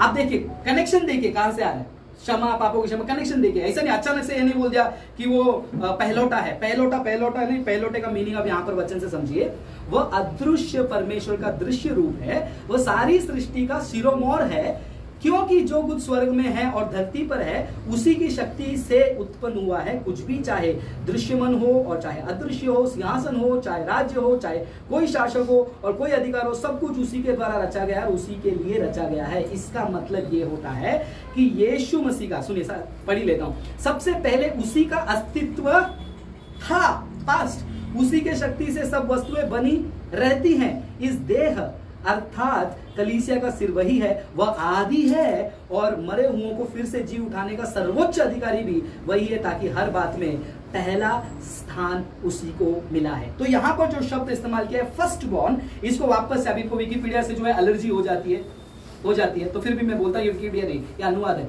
यहाँ पर जो शब्द इस्तेमाल किया है फर्स्ट बॉर्न का, अगर आप इसको मूल शब्द में देखेंगे उसका परिभाषा है प्री एमिनेंट। प्री एमिनेंट का मतलब क्या है, यीशु मसीह ने ही सब कुछ बनाया। तो अगर यीशु मसीह यहाँ पर खड़े हैं और यीशु मसीह ने सब कुछ बनाया, तो इस अंदाज से जो है वो पहलोटे हैं। अगर यीशु मसीह यहाँ पर खड़े होकर ये सब कुछ बना रहे हैं, उनसे ही सृष्टि, आगे का वचन हमने पढ़ा, सृष्टि निकली, मनुष्य निकले, सब कुछ निकला उनके बाद, वो पहलोटा उस अंदाज में। सो पहलोटा बच्चा हुआ इसके वजह से पहलोटा नहीं है। फिर उसके बाद मतलब तो ये घुमा फिरा के बाद यही हो गया कि भाई ये बोल दिया तो मतलब हम सब जो है उस डिवाइन में घुस गए। तो क्या हो गया, परमेश्वर का जो दिव्य है, डिविनिटी है, वो डिविनिटी एक नहीं है। जैसा वापस से बोल रहा हूं, जोसेफ स्मिथ का मोर्मोनिज्म है, परमेश्वर के डिविनिटी में यीशु मसीह को जोड़ दिया, यीशु मसीह के द्वारा जुड़कर और जुड़ते गए। ये क्या वाहियत चीज है, मुझे तो समझ में ही नहीं आ रहा है क्या है यहाँ पर। और क्या, वापस घुमा के वहीं पर रेफरेंस गया था, और मैं तो बड़ा अक्षर में लिख के रखा था, उत्पत्ति से पहले प्रेम किया, उत्पत्ति से पहले सृष्टि नहीं किया। पढ़ने के बाद भी झूठ बोलने का आदत। यीशु खुद जीवन नहीं है, फिर क्या लिखा है यूहन्ना में, I am the way, the truth and the life, मैं ही मार्ग, सत्य, मैं ही। अब सवाल ये आता है कि क्यों यीशु मसीह कह रहे हैं कि मैं भेजा गया हूं, मुझे अधिकार दिया है। ये सब एक नॉर्मल क्रिश्चियन को भी ये मालूम रहता है, ये मुसलमानों को समझाने में दिक्कत होती है, क्योंकि उनके हिसाब से परमेश्वर भेजा नहीं जा सकता है। हमें पता है, क्रिश्चियंस लोग जो मानते हैं इस बात को, उनको पता है क्यों यीशु इस बात को कह रहे हैं। क्योंकि हम पढ़ते हैं फिलिप्पी की किताब में, वो परमेश्वर होकर भी क्या किया, उसने अपने आप को खाली किया, और वो क्या किया, मनुष्य बनकर आया, ताकि क्या करे, वो हमारे लिए क्या करे, मेल मिलाप का जरिया बन सके। और उस इंसान बनने के समय पर परमेश्वर, अभी ये भी पूछ सकते हैं क्या परमेश्वर को भूख लगता है, परमेश्वर को प्यास लगता है? नहीं लगता। यीशु मसीह को भूख प्यास लगा, क्यों लगा? आप बोल रहे हो मैं आउट ऑफ लाइन जा रहा हूं, नहीं, समझिए मेरा कनेक्शन समझिए। इसीलिए क्योंकि परमेश्वर यीशु मसीह जो है अपने डिवाइन एट्रीब्यूट्स को जो है उन्होंने क्या किया, वो प्रेरोगेटिव्स, उस डिवाइन पावर को उन्होंने क्या किया, उस समय इस्तेमाल नहीं किया। मनुष्य होने के वजह से क्या किया, वो क्या बना, हमारे लिए पहलौटा बना, पैदा होने से नहीं। सिंपल और तरीके से बता दूं, यानी कि हम सब जो है ना पाप के हैं, हम सब पाप में मरने जाएंगे, तो हम सारे पाप को उसने अपने ऊपर उठा लिया और हमारे लिए वो क्रूस पर पाप बन गया। तो सारे मानव जाति के लिए वो क्या है, फिर सृष्टि के लिए भी है, मानव जाति के लिए भी है। पहलौठा उस नजरिए से है, पहलौठा सब पैदा होने से नहीं। इनका दिमाग देखो आगे चलने रहे। इसका ये रेफरेंस कहां से मिलता है मालूम है? कुरान चैप्टर 6 आयत नंबर 100 और 101, वहां पर लिखा है अल्लाह का बच्चा कैसा हो सकता है, उसकी पत्नी नहीं है। मतलब बच्चा कैसा हो सकता है, ये वाला उनका कॉन्सेप्ट है। यहाँ पर भी यही कॉन्सेप्ट चल रहा है, पैदा कैसा हो गया, बच्चा हुआ तो ही पैदा होगा ना। तब ये पूछना पड़ेगा कि परमेश्वर ने अगर पैदा किया तो कहां से, माता यरूशलेम वाली तो अंदर आ ही जाएगी फिर। तो ये जो बेकार की बातें ना यहाँ वहां घूमते ही जाएगी। और जगत से उत्पत्ति से पहले बना है उसका एक भी रेफरेंस नहीं है। और जो कोलोसिया बताया वो प्रीएमिनेंस के बारे में बताया। अगर ऐसा है तो फिर पूछना पड़ेगा कि पवित्र आत्मा कब परमेश्वर बन जाए, ये भी पूछना पड़ेगा, है ना। और कितना टाइम बचा है मेरा? 5 मिनट है ना। तो मतलब घुमा के एक ही बात में जा रहा है, इसलिए मैं बोल रहा हूँ यार क्या इसको क्या खींचना है अभी। देखो कॉन्टेक्स्ट में बता दिया मैंने, वापस से उसी को मैं रीड कर लेता हूँ। कहाँ गया मेरा पेपर कॉन्टेक्स्ट में? नीचे रख दिया। क्लियरली नंबर 1, यीशु मसीह सृष्टि से पहले है। और सृष्टि से पहले का कौन सा समय काल बताया? सृष्टि के पहले वाला एक टाइम नहीं बताया मैंने, अनंत काल का बताया। आदि में वचन था, वचन परमेश्वर के साथ था और वचन ही परमेश्वर था। वो आदि कब है?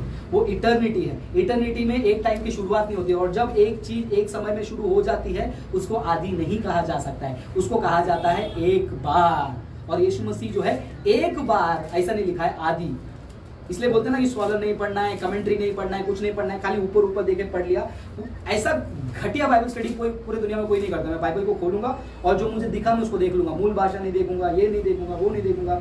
परमेश्वर कहता है मैं अपनी महिमा किसी को नहीं दूंगा। यीशु मसीह वो महिमा को शेयर कर रहे थे दुनिया के सृष्टि से पहले, अनंत काल के लिए। उसी यूहन्ना के किताब में परमेश्वर यीशु मसीह जो है पिता के बाहों में थे, यानी कि पिता के क्लोज प्रॉक्सिमिटी थे। वो त्रिएकता जो है एक चीज है। और इन्होंने क्या किया मालूम है? ट्रिनिटी को पूरा तोड़ दिया। मतलब एक टाइम पे खाली पिता थे, फिर यीशु मसीह ऐड हुए। इनका ट्रिनिटी प्रोग्रेसिव है, ये हेरेसी है, ये झूठा सिद्धांत है। और ये झूठे सिद्धांत से आपको सावधान रहना बहुत जरूरी है। और जो सिंगल स्टेटमेंट मांग रहा है, कहाँ लिखा है, कहीं नहीं लिखा है, तो इसका मतलब क्या है? कहीं नहीं लिखा है, इसका मतलब मेरा बात सही है। और ऐसा गंदा डिस्कशन, उसके लिए मैं आगे कुछ नहीं बोलना चाहता हूँ। लिखा ही चाहिए, लेकिन इतने सारे मुद्दों को रखा। भजन संहिता जो इब्रानियों की किताब, दोनों रेफरेंस का और प्रेरितों के काम 13 अध्याय का क्रॉस रेफरेंस, मैं तो खुलकर बोलता हूँ, ये क्रॉस रेफरेंस भजन संहिता 2:7 की तरफ ही जाता है। और वो 2:7 का रीजन क्या है? 13:33 में लिख दिया है। इतना क्लियर लिखने के बावजूद फिर भी नहीं, वो चमत्कार करने से इकलौता पुत्र बना। नहीं, चमत्कार करने से इकलौता पुत्र नहीं बना, क्योंकि चमत्कार तो हारून भी कर रहे थे मूसा के साथ, के उस समय में जादूगर भी कर रहे थे। चमत्कार करने से वो इकलौता पुत्र नहीं बने। वो इकलौता पुत्र क्यों है? क्योंकि उनका एक परमेश्वर के साथ एक स्थान है। और वो बिगॉटन, अनुवाद का मतलब होता है वो यूनिक है। क्यों यूनिक है? बिकॉज वो डिवाइन है, और वो डिवाइन में 3 व्यक्तियों में से एक व्यक्ति है। Thank you. अभी सेकंड दोनों का पहला रिबटल कंप्लीट हुआ। अभी सेकंड रिबटल राजेश भाई का है। उससे पहला राजेश भाई ने उनको क्वेश्चन किया था कि आप विकिपीडिया में जाते हो, मूल सिद्धांत में बाइबल से कॉन्टेक्स्ट में बात होना चाहिए। और लोग राजेश भाई ने भी टान लिया कॉन्टेक्स्ट से, तो कॉन्टेक्स्ट से बात करेंगे। तो उन्होंने कॉन्टेक्स्ट में ले जाकर एक रेफरेंस को कोट किया, अपने रेफरेंस गलत कोट किया करके, जहाँ पर प्रेम का कॉन्टेक्स्ट है, पाइलोटा का कॉन्टेक्स्ट है नहीं। ये दूसरी बात जो है, जहाँ पर भी यीशु मसीह पैदा हुआ पाइलोटा अगर आया है, वो साल्वेशन के कॉन्टेक्स्ट में आया है करके उन्होंने वो रेफरेंस को क्रॉस अपने भजन संहिता में ले जाकर बताया। और एक जो है यीशु मसीह टाइम स्पेस के अंदर नहीं, वो बाहर है, उसके द्वारा वक्त है, सब कुछ उसके द्वारा है। तो अभी तो आदि का कॉन्टेक्स्ट में भी उन्होंने बात किया। एक मिनट। तो अभी राजेश भाई एक नया औजार, एक मिनट आप बोल नहीं सकते सर।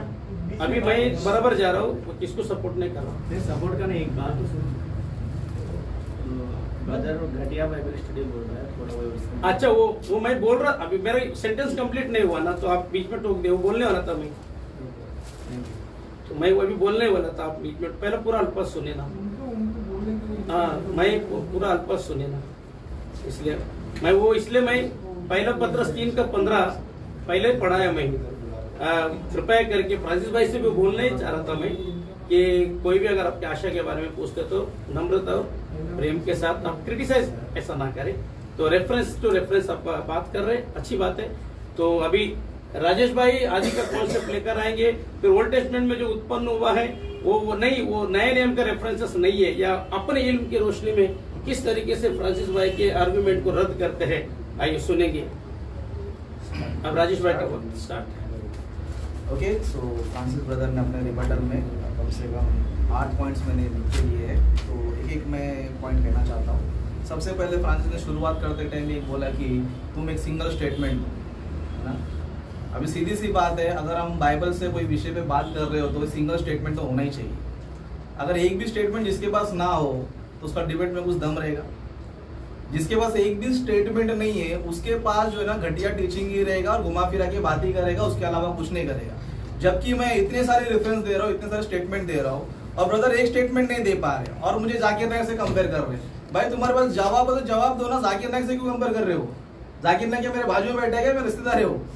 ओके, तुम्हारे पास सिंगल स्टेटमेंट भी नहीं होता है, बस बकवास करने लगे तो घटिया टीचिंग तुम बताते हो। तो ऐसा नहीं होना चाहिए।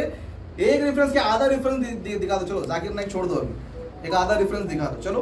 ओके, बाद में इन्होंने क्या किया 17-24 में कि वहां पर प्रेम के बारे में लिखा है। ऑफकोर्स और प्रेम के बारे में भी लिखा है, लेकिन वहां पर यह भी लिखा है कि परमेश्वर ने मुझे दिया है। महिमा क्या किया? दिया है। दिया का मतलब क्या है?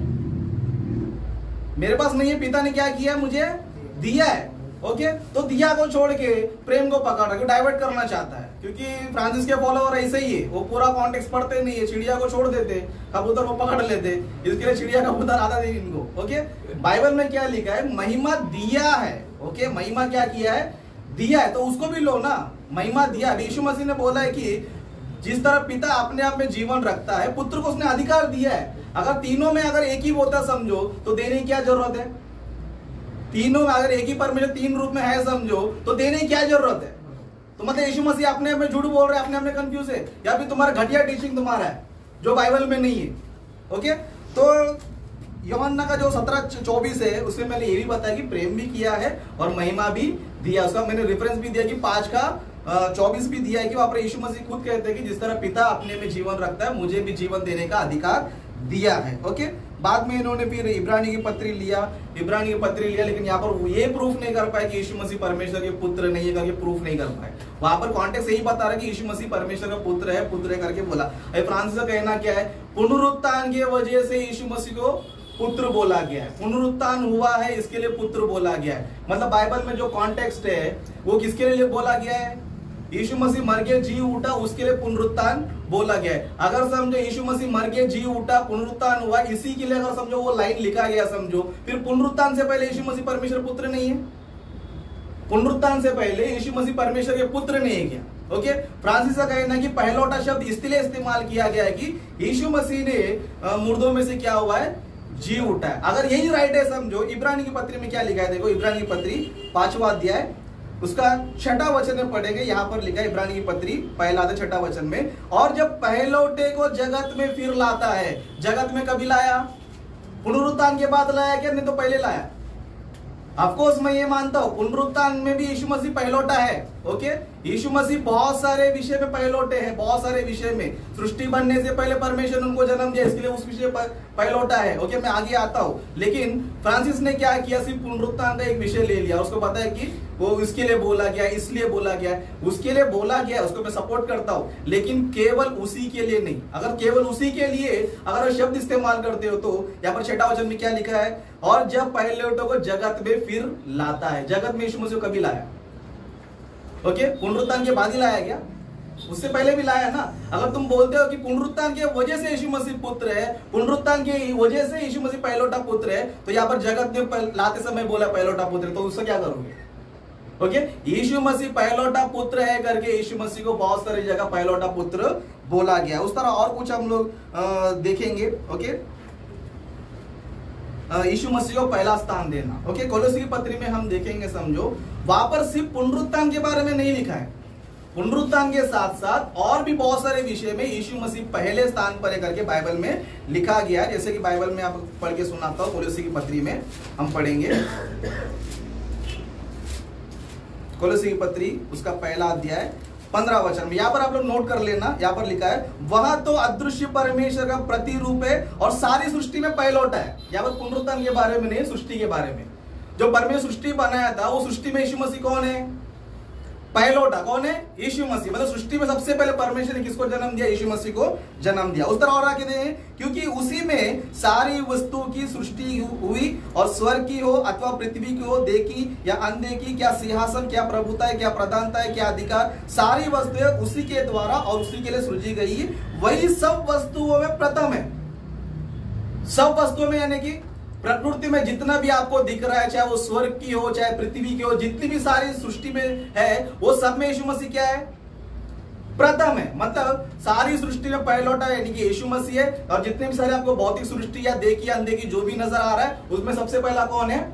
यीशु मसीह। उस तरह और आगे देखेंगे, वही देह है और कलीसिया का सिर है, वही आदि है और मरे हुए में से जी उठने वालों में पहलौठा है। मतलब कलीसिया का भी हेड कौन है?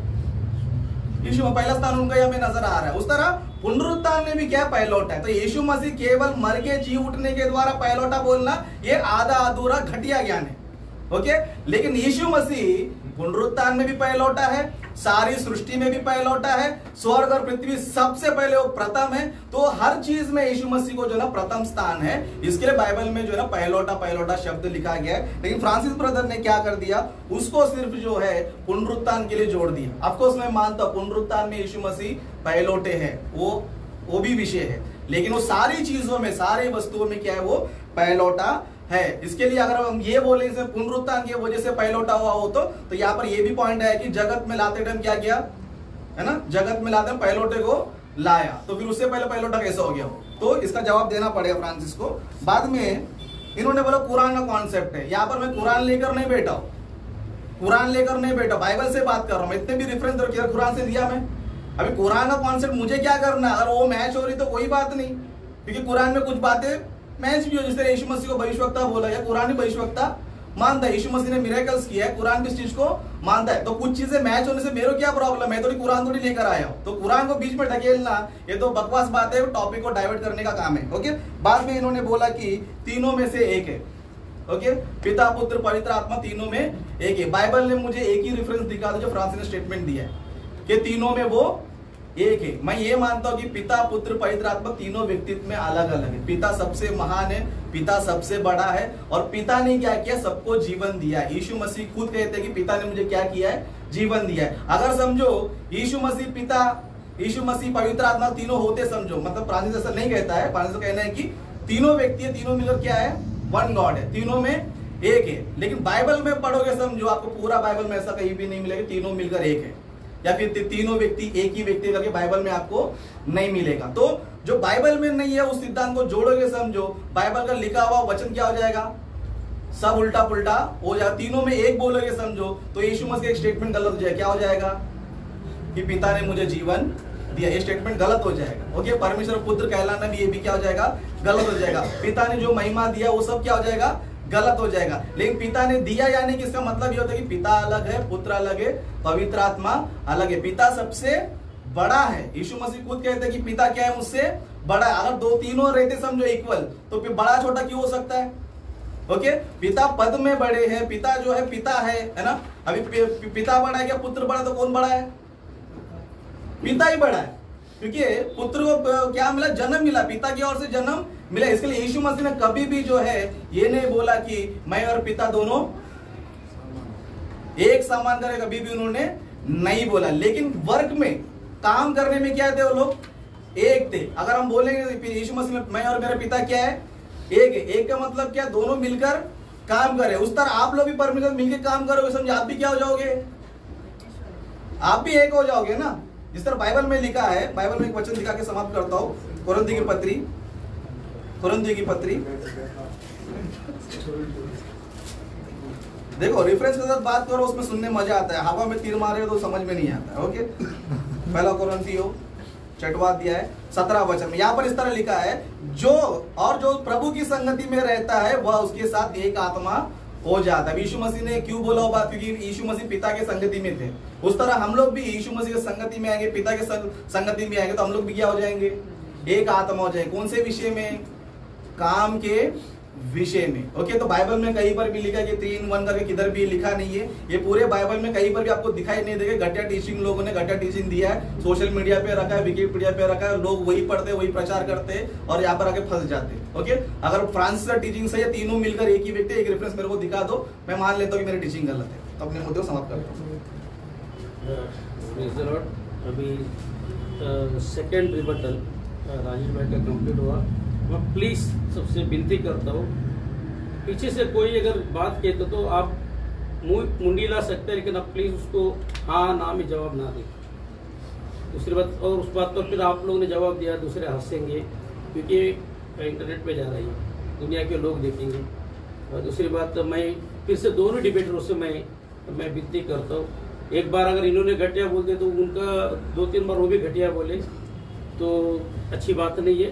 तो दोनों से विनती करता हूँ कि ऐसे अल्फाजों का इस्तेमाल ना करें, क्योंकि आप लोग के पास सब्जेक्ट है, आप हार नहीं मान रहे एक दूसरे से और बहुत अच्छे वे में जा रहे हैं। इतना अच्छे वे में जाने के बावजूद भी अगर ऐसे अल्फाजों का अगर इस्तेमाल करेंगे तो देखने वालों के लिए अच्छा नहीं रहेगा, क्योंकि प्रोफेशनल टाइप में जा रहा है। और विनती अच्छा, मैं आता मुद्दे की तरफ। राजेश भाई ने विकिपीडिया में तो बांध दिए, फ्रांसिस भाई को जाने नहीं देंगे, मूल भाषा में भी बांध दिए, कॉन्टेक्स्ट में लेकर आए। अभी जाकिर नाइक के पास कुरान में भी नहीं जाने दिए, कुरान से भी बांध दिए। तो अभी बात बाइबल से होना है।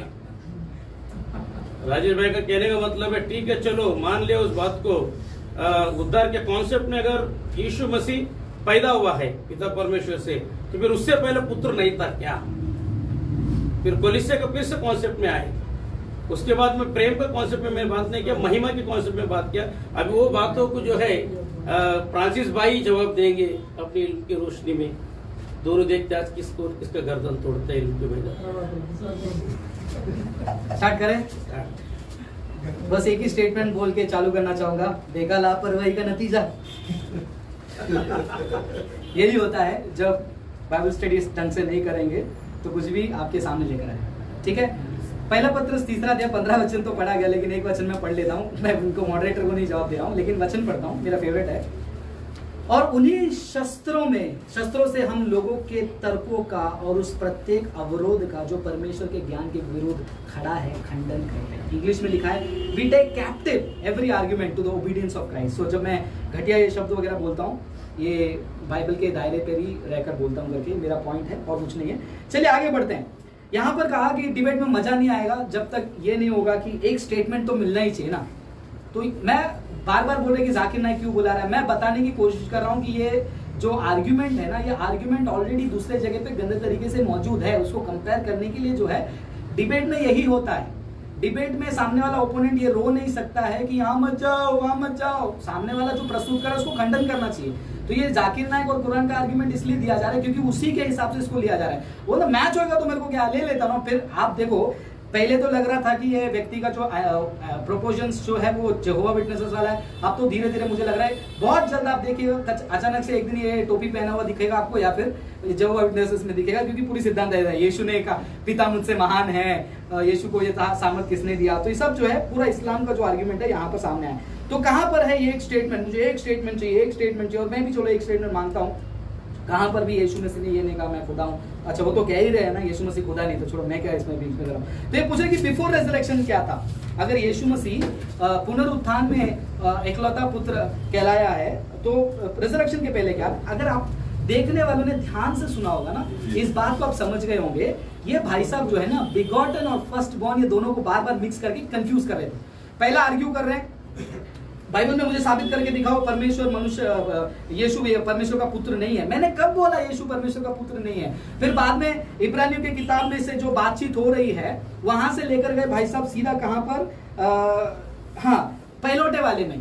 अब वो बोल रहे कि पहलौटा यहाँ पर पहला सामने वाले को समझ में आना चाहिए मैं किस मुद्दे पे बात कर रहा हूँ। खुद कंफ्यूज हो रहा है, एक बार पहलौटे के बारे में बात कर रहा है, एक बार बिगॉटन के बारे में बात कर रहा है। बोलते हो सब चीज में पहलौटा है, खुद अपने मुंह से आंसर कर रहा है। मैंने क्लियरली अपने रिबटल में अपने आंसर में मैंने दोनों क्लियरिटी के साथ रखा। एक बिगॉटन वाली बात है और फर्स्ट बॉर्न, दोनों अलग अलग है। ये भाई साहब दोनों को मिक्स करके वो एक बार बोल रहे हैं परमेश्वर का इकलौता पुत्र नहीं है क्या, फिर बाद में पहलौटा कैसे बन गया। ये दोनों को अलग अलग प्रस्तुत करने के लिए फेल हो गया है बहुत बुरी तरीके से। हालत आज बहुत टाइट हो गया है, अंदर ही अंदर सोच रहे कि मैं क्यों आया यहाँ पर।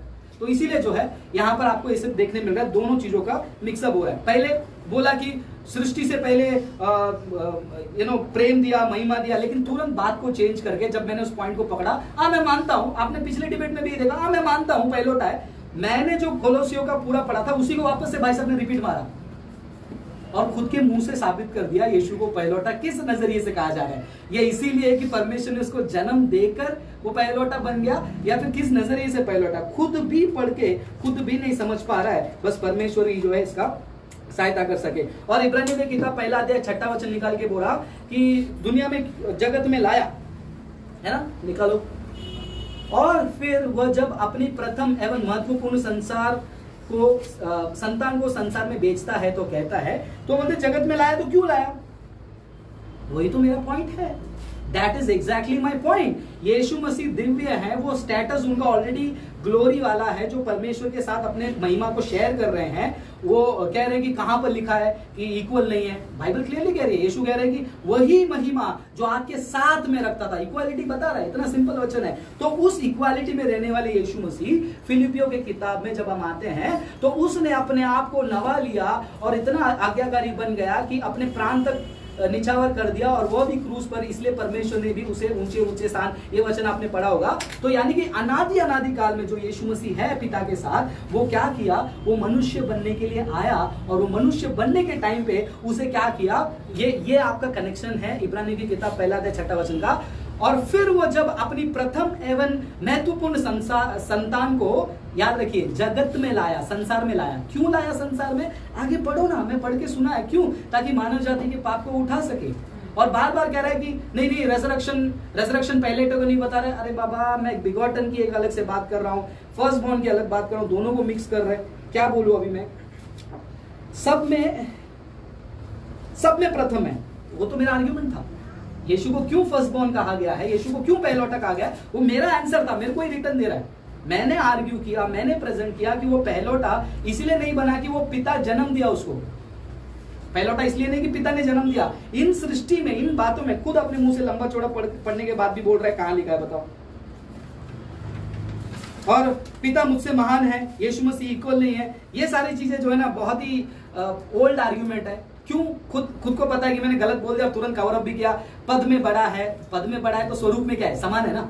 खुद अपने मुंह से बोला पद में, तो स्वरूप क्या है? स्वरूप तो एक ही है, परमेश्वर का एक ही स्वरूप है। और बाइबल क्लियरली कहती है परमेश्वर को स्वरूप किसी के साथ शेयर नहीं करेगा। और वापस से मैं अपने आर्ग्यूमेंट में दोबारा लौट कर आता हूं। इसका जो मूल आर्ग्यूमेंट है, मेन सिद्धांत है, वो है भजन संहिता 2:7, उससे जुड़े हुए 3 वचन। मैं उसको उससे बाहर जाने दूंगा ही नहीं, क्योंकि वो 2:7 का जो 3 का कनेक्शन है वो आपको प्रेरितों के काम 13:33 में मिला है, जैसे कि भजन संहिता के दूसरे भजन में लिखा है। जब बाइबल क्लियरली बोलती है उस वचन का मतलब ये है, तो इसका मतलब ये भी है करके काहे के लिए ढूंढने का? फिर बार बार मुझे बोल रहा था ना, जब बाइबल क्लियरली बोल रही है तुमको क्या तकलीफ है? मैं बोल रहा हूँ बाइबल क्लियरली कह रही है, 33वां वचन में लिखा है, जैसे कि भजन संहिता के दूसरे भजन में लिखा है। उसका क्रॉस रेफरेंस ही आपको इब्रानियों में भी मिल रहा है। फिर कहां जाकर बार बार ये होना, और मेरे मुंह में शब्द डाल रहा है ये बोलकर कि फ्रांसिस, टाइम बोलता है फ्रांसिस, फिर मेरे मुंह में शब्द डाल रहा है कि फ्रांसिस ने बोला ये, फ्रांसिस ने बोला वो। मैंने क्या बोला? मैंने ये बोला कि बिगॉटन का मतलब इकलौता और यूनिक है, वो विकिपीडिया नहीं है, वो अनुवाद है। तो यीशु मसीह को जो इकलौता कहा गया है वो यूनिक है। क्यों यूनिक है? और दूसरा, मेरे ऊपर एक और लांछन लगा ये कहने के लिए कि मैं मानता हूं पिता, पुत्र, पवित्र आत्मा तीनों एक व्यक्ति है। मेरा यूट्यूब में कम से कम ट्रिनिटी के ऊपर 6 से 7 वीडियो है। देखने वाले हंसेंगे, क्योंकि सामने वाला क्या मानता है उसको मालूम ही नहीं, बस आगे बैठ जाने का, डिबेट करने का। क्या बताऊं, लोग देख रहे हैं, उनको पता चलेगा कि यहाँ पर क्या हो रहा है। तो यहाँ पर यीशु मसीह को परमेश्वर नहीं है। एक्चुअली पूरा डिस्कशन में क्या हुआ, यीशु मसीह परमेश्वर नहीं है ये साबित किया। तो जितने भी राजेश को सुनने वाले, फॉलो करने वाले लोग हैं, अब जिसने भी सामने इनवाइट करने वाले लोग हैं, इतना जान लो कि ये जो इंसान है यीशु मसीह को खुदा नहीं मानता है, यीशु मसीह को छोटा परमेश्वर मानता है। पिता ही सबसे महान है और उसने यीशु को बनाया है। क्योंकि जो इतना भी रेफरेंस दिया है, पिता ने अधिकार दिया, क्यों दिया? हमने पढ़ा है फिलिपियों की किताब में 2 अध्याय में, क्योंकि यीशु मसीह मनुष्य बना, मनुष्य बनने के बाद उसने मनुष्य प्रेरोगेटिव को इस्तेमाल किया, इसीलिए वो मैंने बताया आपको, वो खाया सोया, परमेश्वर खाएगा सोएगा नहीं। क्यों खाया सोया?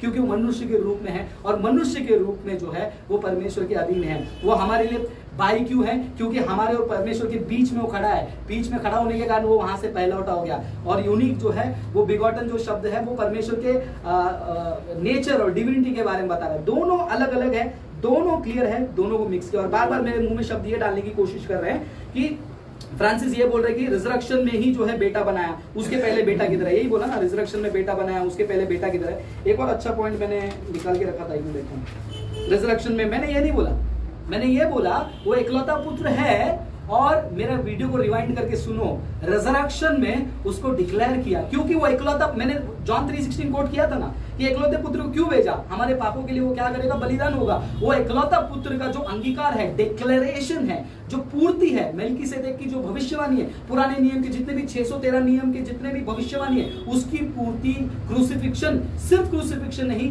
रेजरेक्शन, एक्सॉल्टेशन इससे संपन्न है। और उसी कारण उसको जो है वहां पर इकलौता कहा गया है। और पहलौटा अलग कैटेगरी है। पहलौटा क्यों कहा गया? इसलिए नहीं कि वो पहला जन्म लिया, क्योंकि उसके जन्म के बारे में कोई भी शुरुआत नहीं है, हमने देख लिया। और मेल्कीसेदेक के बारे में भी बोल दिया ना, अभी मेरे को उसमें घुसना नहीं है। मेल्कीसेदेक के बारे में बाइबल क्या कहता है? ना उसका शुरुआत ना उसका अंत। अगर मेल्कीसेदेक के ऑर्डर में है वो, तो वचन भी क्लियरली बोलता है कि उसका शुरुआत ही नहीं है। किसका? मेल्कीसेदेक का। मेल्कीसेदेक की भविष्यवाणी को पूरा किया ना, तो मेल्कीसेदेक का भी शुरुआत नहीं है फिर। तो यीशु मसीह अगर मेल्कीसेदेक के ऑर्डर में, तो यीशु मसीह का भी शुरुआत नहीं है। आदि में वचन था, वचन परमेश्वर के साथ था और वचन ही परमेश्वर था। अब इतना बेसिक हिंदी, इतना बेसिक भाषा नहीं समझ में आता है तो इस बाइबल स्टडी को माफ कर दीजिए। घटिया बोलने के अलावा कुछ और मेरे पास उपाय नहीं है। और मैं सारे लोगों से यही निवेदन करूंगा, बाइबल स्टडी नहीं, कैसा नहीं करना चाहिए उसका प्रमाण आज आपने देख लिया है। इस तरीके से अगर आप बाइबल स्टडी करोगे, मैं आपसे विनती करता हूं कि आपका आत्मा नष्ट हो जाएगा।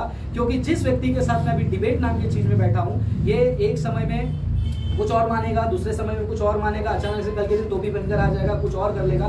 तो आपको बहुत सावधान रहना है। और जिस प्रकार पौलुस ने कलीसिया को वार्निंग दिया था देमास के बारे में, आज मैं कलीसिया को वार्निंग देना चाहूंगा कि देमास आज भी है, हाइमेनस फिलेटस ऐसे भी, इनकी सिद्धांत जो है गैंग्रीन और कैंसर के जैसा फैल रही है। क्योंकि चाहे कुछ भी हो जाए, आपने देखा होगा कि जो झूठे हैं उनका एक झुंड होता ही होता है। शैतान का भी एक झुंड था ही, 1/3, तो इसका भी एक झुंड होगा ही। वो झुंड को परमेश्वर ही बचाए, उनका आंखें खुले। बस आप लोग जो देख रहे हैं, आपको पता चल गया होगा कि मैंने क्या प्रस्तुत किया। और बस ये मेरा रिबटल को यहीं पर खत्म करता हूँ। और क्लोजिंग में मुझे 4 शब्द और कहना है, वो बोलकर मैं खत्म करूंगा बस।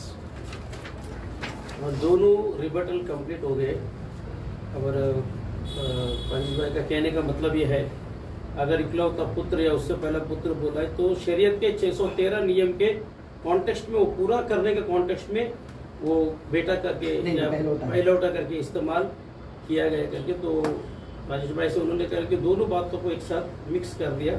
लेकिन ठीक है, अगर उन्होंने उसका जवाब दावा राजेश भाई ने दिया है, तो उसका कंक्लूजन में अभी वक्त है कि कंक्लूजन में आकर दोनों अपना मुद्दे को समेटेंगे यहाँ पर, और नई बातों को ना छेड़े, उसी में रहकर आप लोग बातें करें। और मैं विनती करूंगा, अभी कृपया करके आप रेफरेंस से खंडन करें, फ्रांसिस भाई से विनती करूंगा, लेकिन पर्सनल अटैक ना करें। ये पर्सनल अटैक में आता है, आपको पेन क्या है, वो उनका ईमान की बात है। अगर आपके ईमान के एतबार से उसका ईमान गलत है ना, तो वही बड़ी बात है। तो अगर पर्सनल ना जाए कृपया करके, तो कुछ भी पहन कर आए, मुसलमान बन के आए तो भी फिर डिबेट चलेगी। तो बात तो डिबेट की है, तो प्रेज द लॉर्ड। तो प्लीज कृपया करके आइए, अपने मुद्दे को समेटेंगे। 10-10 मिनट कंक्लूजन ना, लास्ट नहीं, माहौल तो गर्म है और रिबटल जा रहे हैं तो जाएंगे। अच्छा, आप लोग को एक कंक्लूजन आ गया, क्योंकि वो उनका ठीक है। अगर ऑडियंस को अगर एक निचोड़ तक आप लोग आया है तो कोई बात नहीं, कंक्लूजन में जाएंगे। जब हमारा फॉर्मेट में 2 रिबटल गई तो हो गया था। आइए राजेश भाई। कंक्लूजन में यही कहना चाहूँगा, जैसे कि मैंने कहा था कि यीशु मसीह को पिता ने जन्म दिया है, तो उसको मैंने रेफरेंस भी मैंने दिए। ओके, यीशु मसीह को पिता ने जन्म दिया है, यीशु मसीह पहलौठा पुत्र है, परमेश्वर का पुत्र है। तो ये सारे जो वचन है, यही हमें बताते हैं कि यीशु मसीह को यीशु मसीह को पिता ने क्या किया है, जन्म दिया है। और मैंने जितनी भी सारी बातें कही है, रेफरेंस के बेस पे कही है। मैंने अपने आर्ग्यूमेंट में सिर्फ गाली देना या फिर ये टीचिंग है, वो टीचिंग है, ये सब मैंने ज़्यादा इस्तेमाल नहीं। ओके, जो भी था मेरा पॉइंट टू पॉइंट था। और मेरे पूरे रेफरेंस में यही साबित होता है कि यीशु मसीह परमेश्वर के पुत्र है, पिता ने जन्म दिया है। इसके लिए मैंने भजन संहिता भी दिखाया, इब्रानी की पत्री भी दिखाया और रेफरेंस भी दिया। पर पहलौटा पुत्र भी लिखा गया है, इंग्लिश में भी आप जाओगे तो फर्स्ट बॉर्न करके लिखा रहेगा। ओके, सो सारे रेफरेंस हमें ये बता रहे कि पुत्र है, क्योंकि यीशु मसीह के बारे में नया नियम में भी लिखा गया है, पुराने नियम में भी लिखा गया है, लेकिन जहां कहीं भी लिखा गया है यीशु मसीह को परमेश्वर का पुत्र करके प्रेजेंट किया गया, चाहे वो पुराना नियम हो चाहे नया नियम हो, चाहे यीशु मसीह का स्टेटमेंट क्यों ना हो। सुसमाचार में भी आप देखोगे तो यीशु मसीह ने हमेशा पिता मुझसे बड़ा है और मैं पुत्र हूँ करके उन्होंने स्टेटमेंट दिया। उस तरह चेलों को भी आप देखेंगे, समझो चेलों ने हमेशा यीशु मसीह को यही प्रेजेंट किया कि यीशु मसीह ही परमेश्वर का सच्चा पुत्र है, पहलौटा पुत्र है करके उन्होंने भी जो है कई सारे रेफरेंस, मतलब चेलों की शिक्षा में, यीशु मसीह की शिक्षाओं में और नबियों की शिक्षा में हमें यही पता चलता है कि यीशु मसीह परमेश्वर का पुत्र है, यानी कि यीशु मसीह को पिता ने जन्म दिया। ओके, तो अपने कंक्लूजन में समाप्त। तो अभी वक्त कितना बाकी था? कंक्लूजन है क्या उनका? नहीं ठीक है, कितना 10 मिनट? 2 मिनट है, 2 10 मिनट मिनट है, 2 मिनट में खत्म। अच्छा ठीक है, उनका कंक्लूजन के 10 मिनट के और 2 मिनट के पहले उन्होंने अपना कंक्लूजन दिया है। अब आएंगे भाई फ्रांसिस की तरफ, मुद्दा सबमिट। ओके, सो बहुत बहुत धन्यवाद आपके पेशेंस के लिए। मैं प्रभु को धन्यवाद कहना चाहूँगा कि ऐसे चीज़ों को भी पेशेंटली सुनना बहुत बड़ी बात होती है।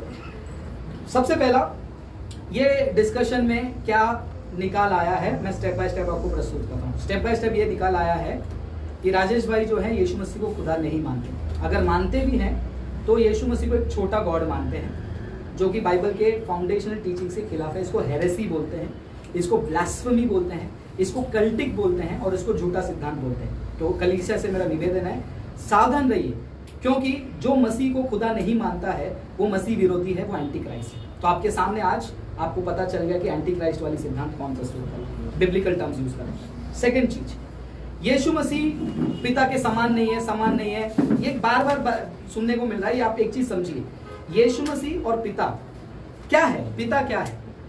पिता और पुत्र के बीच के कुछ समानता है जो सिर्फ और सिर्फ परमेश्वर से जुड़ा हुआ है। पिता को परमेश्वर कहा गया है, पिता को सृष्टिकर्ता कहा गया है, पिता पुनरुत्थान करता है, पिता अंदर वास करता है, पिता सब जगह है, पिता सब कुछ जानता है, पिता पवित्र करता है, पिता जीवन देता है, पिता संगति कराता है, पिता अनंत है, पिता की इच्छा है, पिता प्रेम करता है, न्याय करता है। ऐसे 10 से 12 पॉइंट है। वो सारे पॉइंट्स जितना पिता के लिए इस्तेमाल किया गया उतना पुत्र के लिए भी इस्तेमाल किया गया। यानी कि एसेंस में, तत्व में, जो नेचर बोलते हैं उसमें पिता और पुत्र दोनों समान है, खाली रोल में अलग है। किस लिए? क्योंकि यीशु मसीह ने मानव जाति को बचाने के लिए अपने आप को क्या किया, खाली किया। हम फिलिपियों की किताब 2 अध्याय में पढ़ते हैं, इसी के कारण यीशु मसीह मनुष्य बना, ये हमने क्लियरली अंडरस्टैंड किया। अब बात आई हमारे वचन संहिता 2:7, ठीक है। उससे पहले मैंने आपको यह भी साबित किया कि यीशु मसीह अनंत है, यीशु मसीह का अनंत महिमा वो पिता के साथ शेयर कर रहे हैं। और जो देने की बात हो रही है, पिता ने दिया, पिता ने दिया, पिता ने दिया, पिता ने दिया, कब दिया, क्यों दिया, ये भी देखो। उसके लिए कॉन्टेक्स्ट पढ़ना जरूरी है। वो कब दिया? जब यीशु मसीह को जो है पृथ्वी, हमने इस इब्रानी में भी देखा, वो जगत में लाया। जगत में क्यों लाया? एक उद्देश्य से लाया। तो जब एक उद्देश्य से लाया, वो मनुष्य बना, अपने सारे महिमाओं को उसने क्या किया, एम्प्टी किया। तो एम्प्टी करने के बाद जो है यीशु मसीह को अधिकार की जरूरत है, इसीलिए उन्होंने मछली को उठा के भी प्रार्थना किया। इसका मतलब ये नहीं कि यीशु मसीह के पास सामर्थ्य नहीं था, क्योंकि एक जगह पर यीशु मसीह ये भी कहते हैं, मैं अपने मर्जी से अपना जान देता हूं और अपने मर्जी से मेरे लेने के लिए मेरे पास अधिकार है। वो अपना सोलो पावर भी दिखा रहे हैं कि आई एम सेल्फ सफिशिएंट, मैं अपने मर्जी से प्राण दे रहा हूं, मैं अपने मर्जी से प्राण ले रहा हूं। ऐसा नहीं कि मतलब पिताजी ने बोल दिया तो मैं उसको सुन रहा हूं, पिताजी ने बोला मैं उसको सुन रहा हूं। वो किस कॉन्टेक्स्ट में है? वो अधिकार के कॉन्टेक्स्ट में, क्योंकि यीशु मनुष्य बनकर आया। तो यहाँ पर दोनों चीज जो है मिक्स हो गया है। लाल कलर का टेस्ट क्या है, वैसा वाला हो गया है। परमेश्वर पिता और परमेश्वर यीशु मसीह के स्वरूप, अस्तित्व के कंपैरिजन को और यीशु मसीह के मनुष्यत्व को जो है मिक्स करने के कारण यहाँ पर ये कंफ्यूजन क्रिएट हो गया। यीशु मसीह को सृष्टिकर्ता कहा गया है और वो सृष्टि से पहले ही पिता के साथ है, ये हमने देखा। फिर बाद में भजन संहिता 2 अध्याय 7वां वचन का जो मूल शब्द है बिगॉटन, जन्म देना। वो जन्म किस लिए? पैदा करने वाले का जन्म नहीं। अब इन्होंने ये भी नहीं बताया पूरे आर्गुमेंट में कि जन्म कैसे दिया, अंदर से निकाला गया, फू बोल के पावर करके निकाला गया, या फिर जैसे आपने बृहदारण्यक उपनिषद में हम पढ़ते हैं 4थे खंड में, बृहदारण्यक उपनिषद में लिखा है कि वहां पर मनु था, दुनिया में कोई भी नहीं था, फिर मनु के अंदर से एक शत्रुपा निकली। ये सारी जो है, मैं ये सब क्यों बोल रहा हूं मालूम है? क्योंकि ये जो ऊपर जो डार्क एनवायरनमेंट में जो टीचिंग्स है ना, यही जो है जो आत्मा में जो कमजोर होते हैं, क्योंकि बाइबल का वचन कहता है एक अशुद्ध आत्मा जाता है तो अकेला नहीं आता है, वो साथ को लेकर आता है। तो ये जो एक अशुद्ध आत्मा है, झूठी सिद्धांत वाली, जो अपने आप को यीशु को खुदा करने का खारिज करता है, वो अशुद्ध आत्मा जाएंगे और दुनिया के 7 दूसरे मुद्दों को लेकर आकर एक कंफ्यूजन करके खिचड़ी बनाकर देगी, वो हमने देख लिया। तो यहाँ पर क्लियरली जो है, मैंने कहीं पर भी ये नहीं कहा कि यीशु मसीह जो है एकलौता पुत्र जो है सिर्फ और सिर्फ पुनरुत्थान में हुआ, लेकिन वहां पर क्या किया गया, वचन को वापस से पढ़ता हूं, जैसे कि भजन संहिता के दूसरे भजन में लिखा गया है, तू मेरा पुत्र है, मैंने तुझे आज जन्म दिया। किस लिए लिखा गया?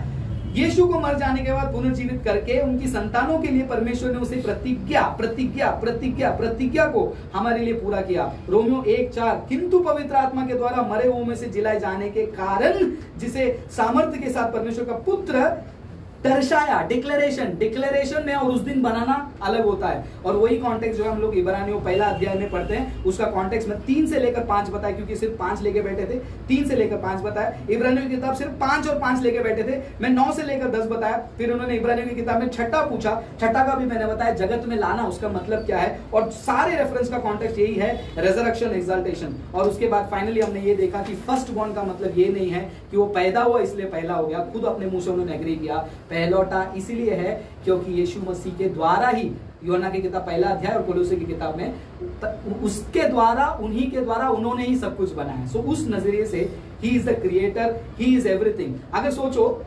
यीशु ही पहलौटा है, यीशु ने ही सब कुछ क्रिएट किया, क्योंकि इनके मुंह से पढ़ा, तो इसका मतलब पिता का रोल नहीं था क्या उसमें?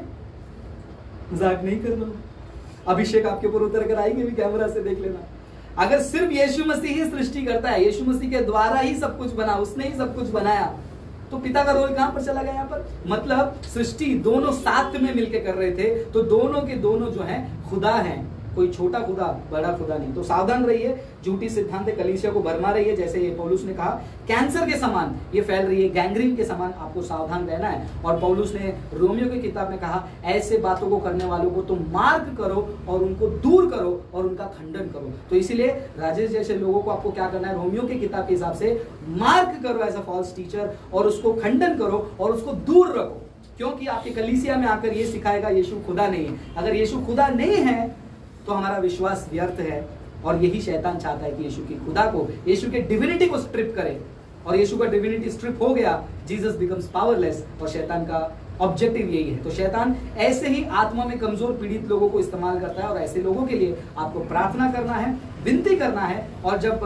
मॉडरेटर साहब ने कहा था कि वो टोपी पहनना, वो सब नहीं कहना है, वो डिबेट के दायरे पे हूं। अगर डिबेट के उस प्रोफेशनल दायरे के खिलाफ मुझे किसने गलत साबित कर दिया, ग्लोबल इंटरनेशनल स्टैंडर्ड के हिसाब से, मैं हाथ जोड़ के माफी मांगूंगा। उसी दायरे पे मैं कह रहा हूं, कल के दिन वो दूसरा रिलीजन एक्सेप्ट करेगा, कल के दिन दूसरे कल्ट के साथ आएगा और बहुत भीड़ों को भरमाएगा। क्योंकि कुछ लोग जो होते हैं, मैं जिसको सुन रहा हूँ वो 100% परफेक्ट है, वो गलत हो ही नहीं सकता है। इस सोच में चलने वालों के लिए दूसरे साइड का आर्ग्यूमेंट तर्क कोई मायने नहीं रखता। तो इसी के साथ मैं समाप्त करना चाहता हूँ और सभी को धन्यवाद कहना चाहता हूँ, और ये कहूंगा कि पिता, पुत्र, पवित्र आत्मा, तीनों अलग अलग व्यक्ति हैं, अस्तित्व एक है, वो खुदा है, वो अनंत अनंत काल के लिए है। क्योंकि अभी समय नहीं है इसलिए मैं बहुत सारा रेफरेंस निकाल के आपको नहीं दिखाना चाहता हूं, मैंने पहले ही बोल दिया कि अनंत अनंत काल के लिए त्रिएक परमेश्वर का आशीष, अनुग्रह, दया, सहभागिता आपके साथ रहे।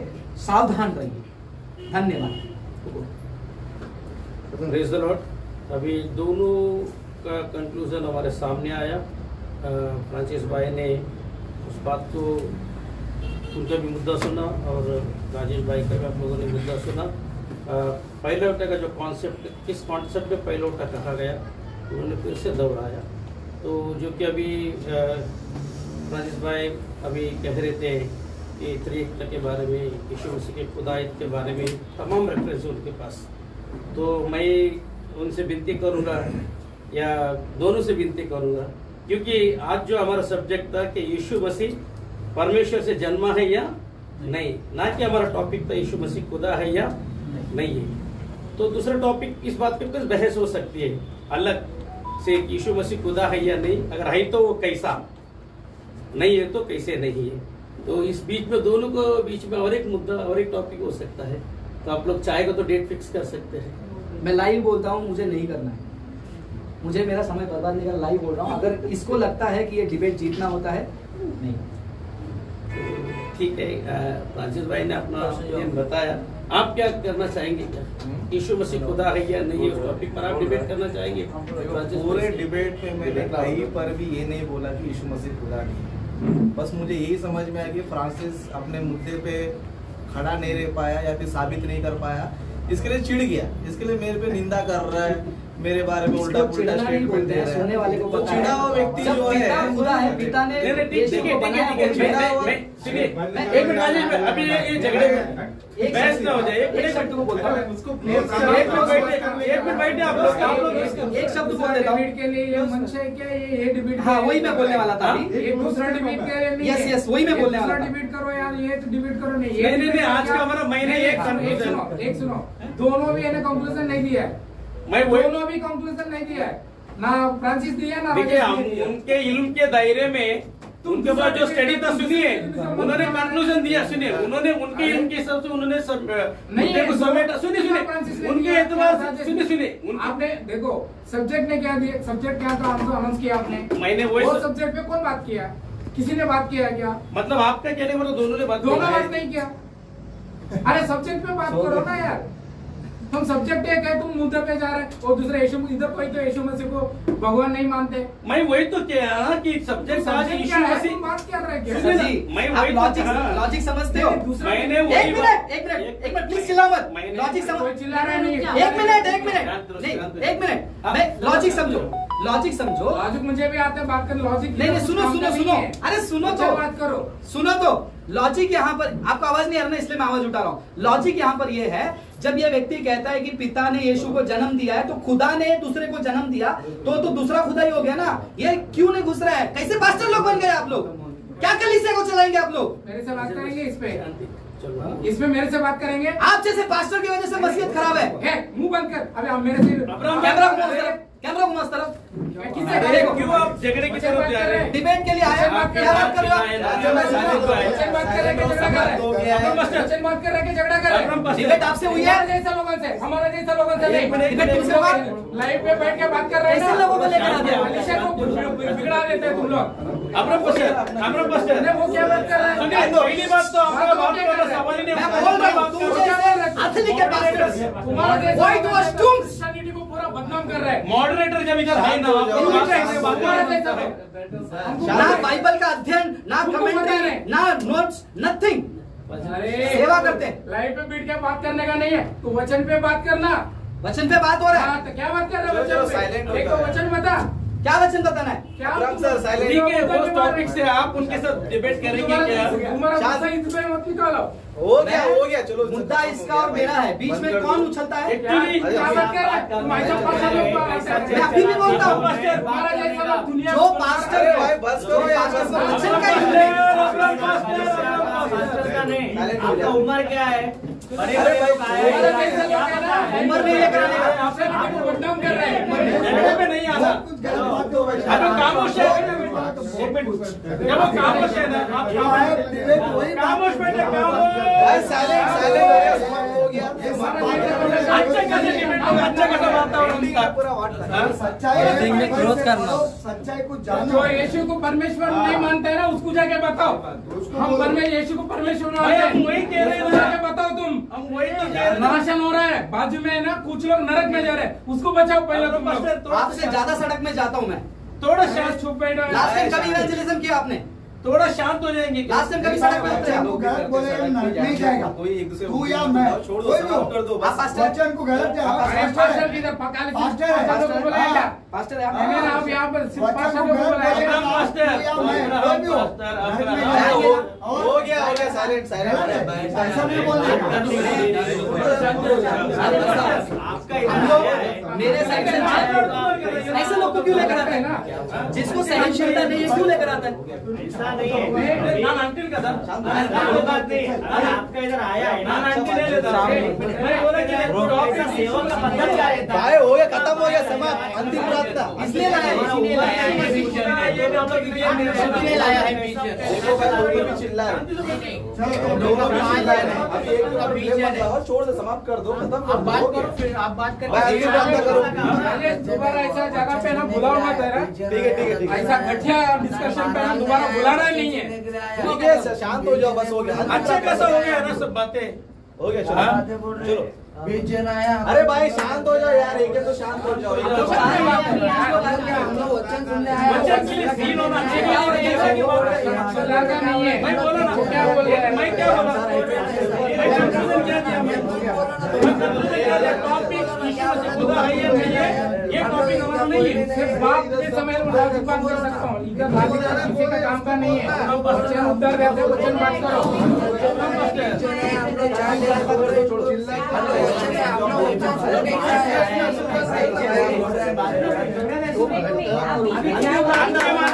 लोग चार दिन आखिरी प्रार्थना करेंगे। पास्टर टाइटस को आगे बुलाएंगे। पास्टर टाइटस आगे आगे प्रार्थना करेंगे। टाइटस पास्टर आगे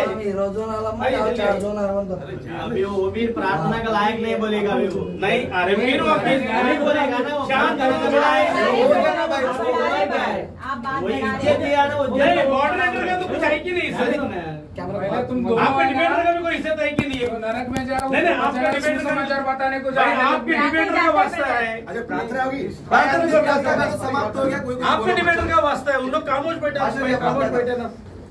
भाई फर्स्ट प्रार्थना। झगड़ा करके प्रार्थना नहीं होता है। ठीक है, आप करो। प्रार्थना नहीं करो, झगड़ा खत्म है। किसने बोला? प्रभु यीशु खुदावन सबको बुद्धि दे प्रभु, सबको समझ दे, तेरा कृपा रहे प्रभु। परमेश्वर खुदावन जो भी आज यहाँ पर बातें हुआ प्रभु, परमेश्वर किसी शब्दों से प्रभु तुझे अगर चोट लगा है प्रभु, हमें तू माफ कर। हम इस संगति में प्रभु परमेश्वर खुदा तेरा महिमा को अगर हमने चुराया है प्रभु, तुझे अपमानित किया तो प्रभु हम सब प्रभु माफी मांगते हैं। परमेश्वर खुदा तेरी उपस्थिति हमसे हटे नहीं। पवित्र आत्मा जो तू हमारे अंदर है, तू दुखी ना हो, हमें तू साथ दे प्रभु। भाई फ्रांसिस को और भाई राजेश को तेरा हाथ में सौंपता हूँ प्रभु, तेरा कृपा में ढाप के रख प्रभु। तेरा शांति हर एक के अंदर है। प्रार्थना प्रभु यीशु मसीह। आमीन। आशीष वचन करो आशीष भाई, बोलो करो प्रश्न। परमेश्वर पिता के पवित्र आत्मा की सहायता प्रभु यीशु मसीह के दूसरे आगमन तक बना रहे। सारे लोग मिलकर बोले आमीन। Praise the Lord. अभी शांति के साथ अच्छा वातावरण में जाए तो नहीं सर, मेरा एक ही आगे मत बात करो। कभी भी आगे मत बात, अभी आगे बात क्या होता है मालूम है? आप डिबेटर के साथ आए, आपके डिबेटर का इज्जत नहीं कर रहे हो, ऐसा बात हो जाती है। हम लोग प्रेम होता मसीह का प्रेम। अभी हमने कंक्लूजन दिया ना, हमने बोला ना प्रेम टॉपिक आज क्या बोला मैं हम लोग कंक्लूजन में? मसीह लोग है। टॉपिक आज यीशु मसीह खुदा है या नहीं है, बोला ना मैंने, बात खत्म ना। यीशु मसीह जन्मा ही नहीं जन्मा है, इसके ऊपर और दूसरा टॉपिक हो सकता है। दूसरा टॉपिक करना है तो बोलो, बैठेंगे क्या?